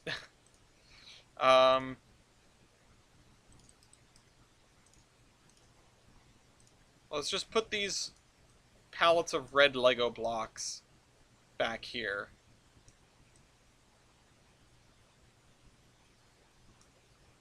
You can check them out. They're very, very big. I could stack them if I felt like it, but I don't.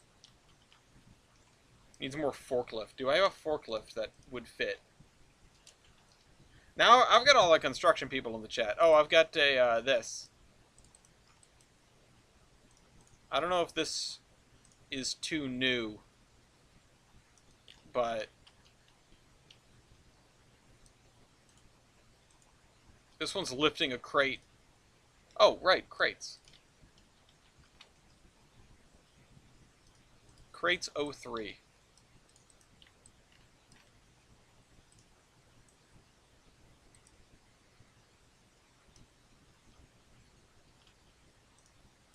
I'll turn it this way so that you could sneak a vehicle through here.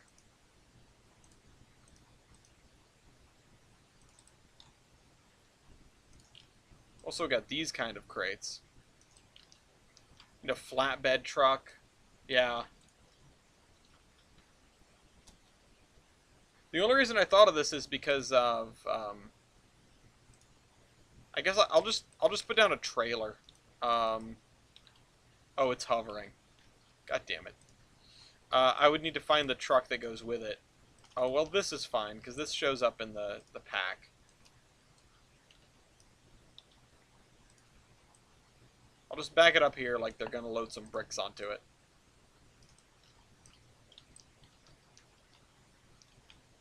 Now imagine coming here at 79 miles, coming by at 79 miles an hour, you just sort of zip right by. And you get to see these things just barely. Just barely. Now this looks really good compared to this. What do we put over here? Oh,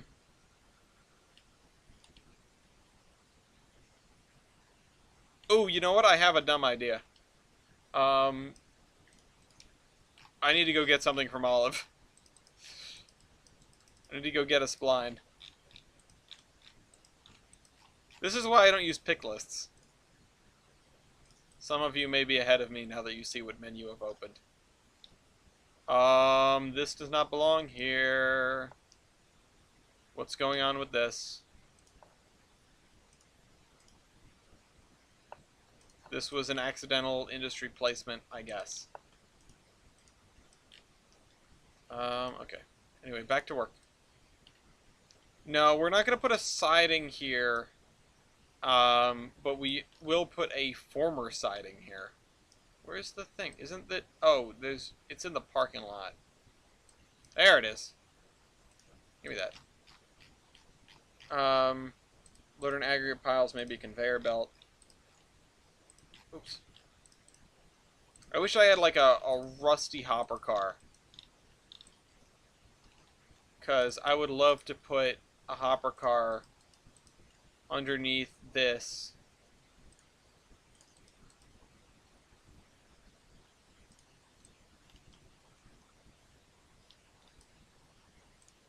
Okay, let's bring it to here. Straighten this. Nope, that's not the straighten button. Straighten it. Straighten this also. Okay, we need to pull this back a little bit to there. Actually, we are gonna okay. Actually, we're gonna break this here. Like, physically break it. I need to scoot one end back just a touch. Because I want to lower this. I want the rails to be visible here.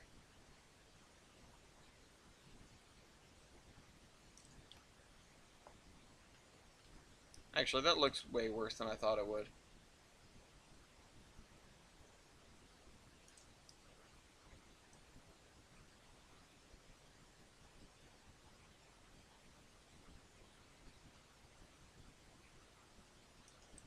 Okay. Yeah, I do have a rusty boxcar, don't I? Alright, we'll just delete this.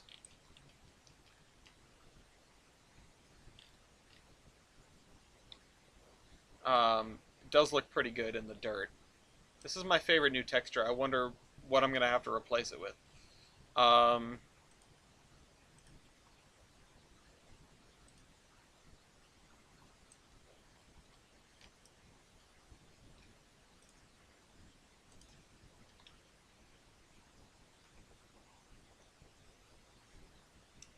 Old boxcar static. Shed old boxcar. No, I'll just leave it.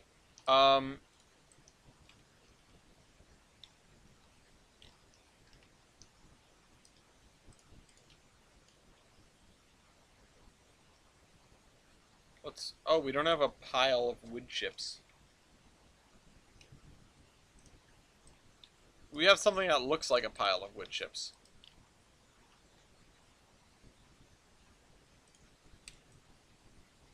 Mission F-22 like IRL? Or in War Thunder? Oh, FS-22. Oh, wish you had an F-22. Oh. East! You're mixing me up. Everyone needs a shed made out of boxcars. Let's try this. It's pretty close.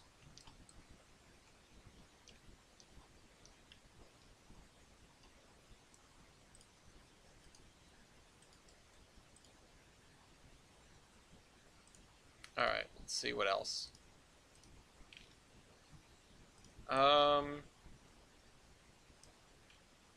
What about some sort of trailer? Semi-truck with various trailers.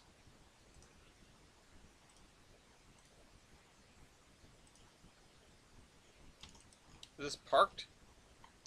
No.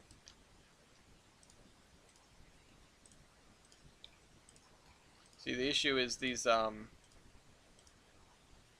JR trailer dumper. I don't know what goes with that. I don't know the tractor that goes with it.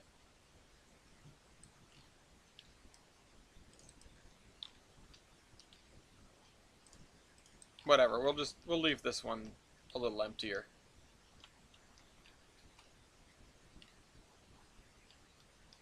So I made a placeable boxcar in Farm Sim 22. I'd use it as pallet storage. Yeah, that'd be pretty cool. Oh,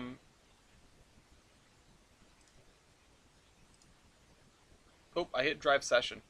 No, no, no, no, no.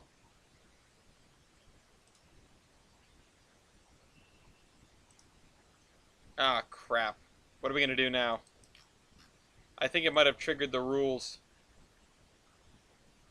Thank God it was paused.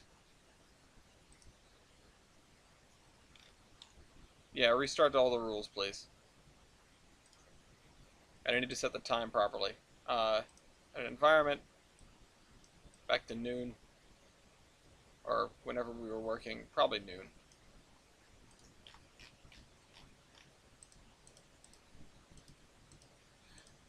Hopefully that didn't screw anything up permanently.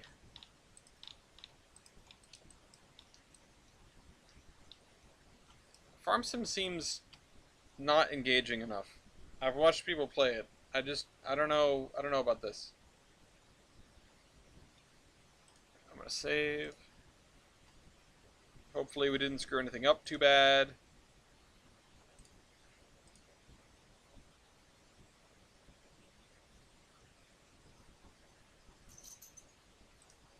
Yo, Mets game, the Mets! Alright, Agilius is going to a Mets game at Fenway on the 23rd of July. I'm gonna have to get tickets. We're gonna have to get tickets. It's about the Mets, baby. Alright. I appreciate... Hi, Lafayette. Hi. Come here. Come here. Come say hi to the audience. I appreciate, Oh, thank you. You guys, like, thinking of things for me to put in here. Hi. Hi, thank you. But we got our 8 blocks done today, which is kind of more than I expected. If I wanted to deal with trees, I would probably just play spin tires. Which, God, I haven't played that in a while. I don't even think I have it installed.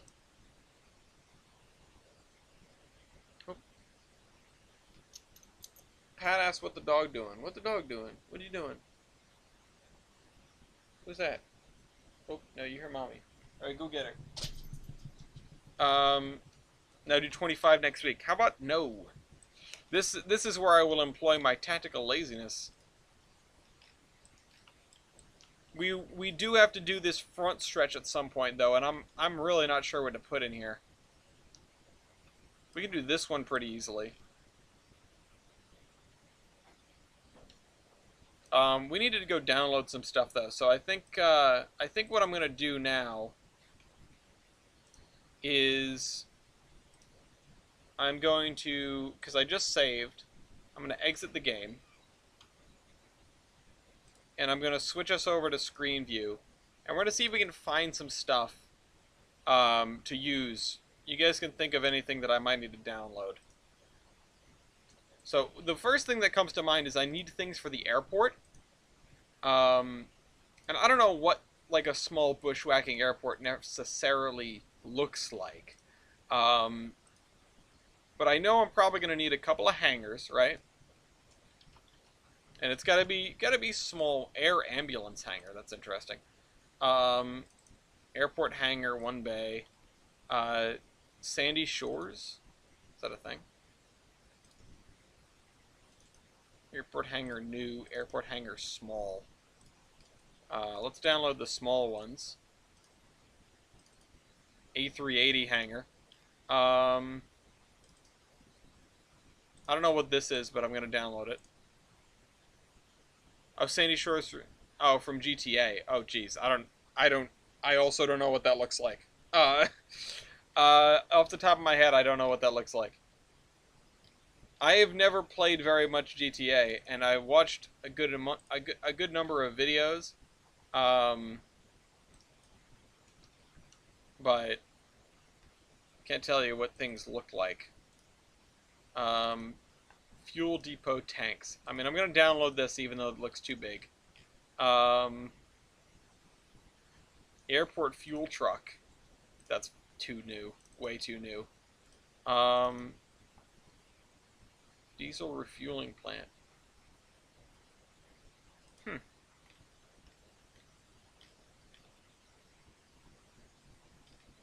Yeah, like some single prop air. Oh, hold on.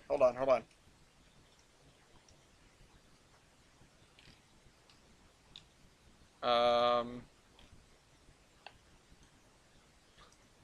I don't think it would. If I put a dash in it, it should. It's probably gonna mess up the thing. Yeah, it just looks for everything with a 2.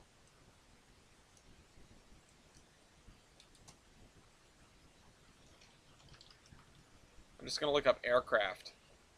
Um, Volvo truck, Spitfire. Yeah, SOP with camel. That's what I need. How about I just sink an aircraft carrier into the ground? Yeah, garage and a dirt runway. Um, that's not it. JU-52. I get the food is in front of me. Um, yeah, I mean, how old are Cessnas? Uh,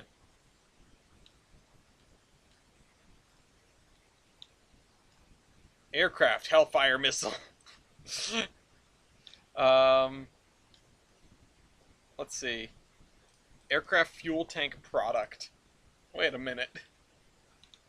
Um, oh, I should probably do this, right? I should do category, um, fixed asset, or what is it? Building.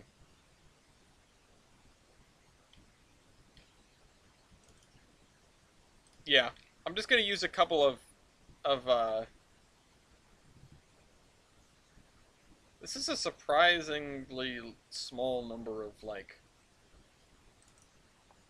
good aircraft that could be used for this. I figured they would be listed under aircraft. Let's just try Cessna.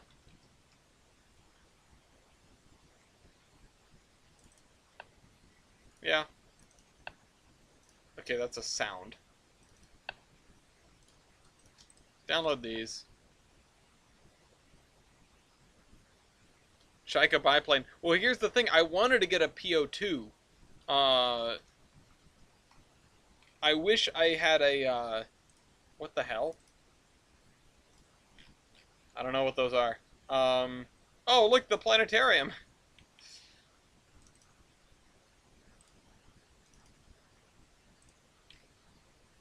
Grass plane. Oh no, not that kind of plane. Not the geometric kind of plane. Um,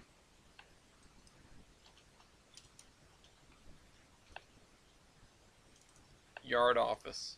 Oh, that's cool. Let's download that. That's cool. Download that. Um, that's probably.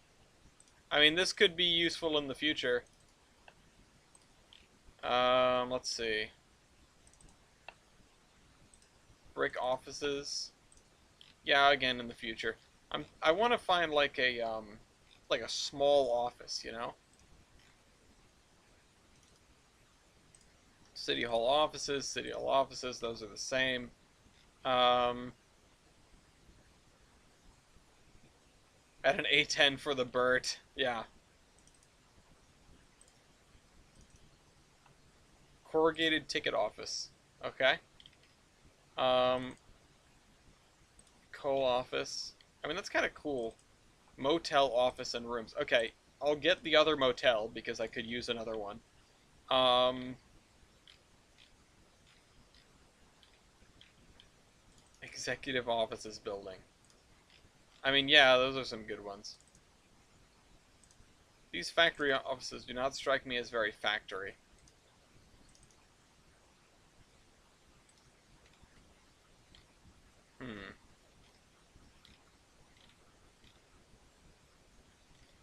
Lumberyard office.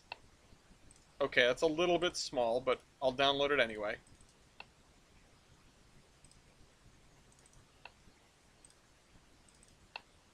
What the hell is that supposed to be? I mean, some of these are neat, but they're very, very... eh. Wait a minute.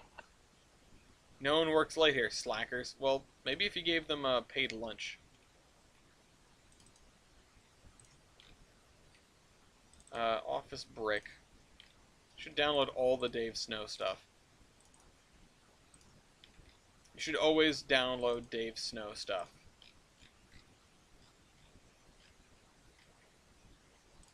Post Office Bill, West Virginia. Or Wyoming. That's Wyoming.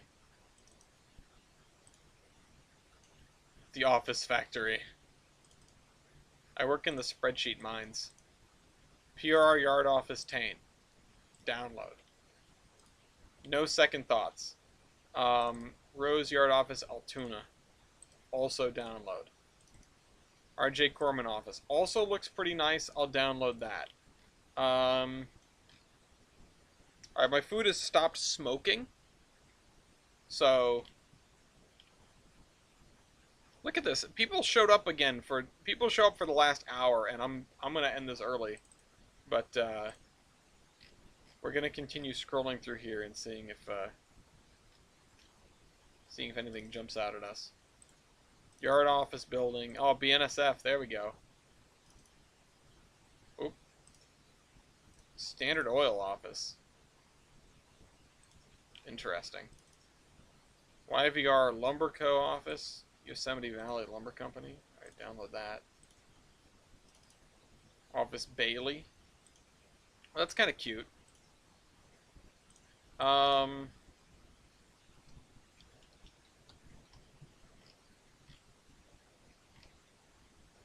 Industry Airport.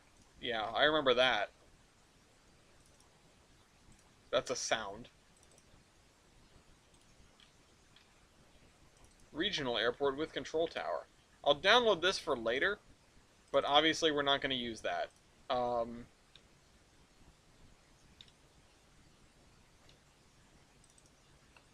Yeah. Are these two different ones? Oh no, they're the same from a different angle. Cargo container loader. Airport accessories. There's a giant hangars.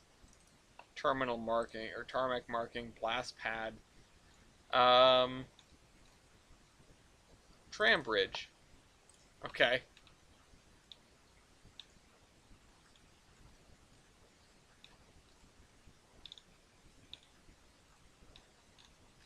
These are just all the... I assume there's like a website with all this stuff on it.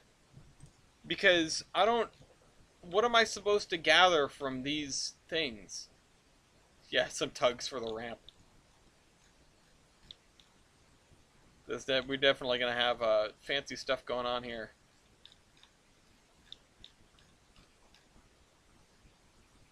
Airport terminal. Yeah. No, okay, I think we've downloaded everything I need. I just needed a couple hangars, really. It's just going to be a dirt runway. You know, nothing exciting. Air Force Base. Oh, okay, interesting. Airport commercial. Yeah, even this is too big. I'll download it, but it's too big. That's a really tall airport tower.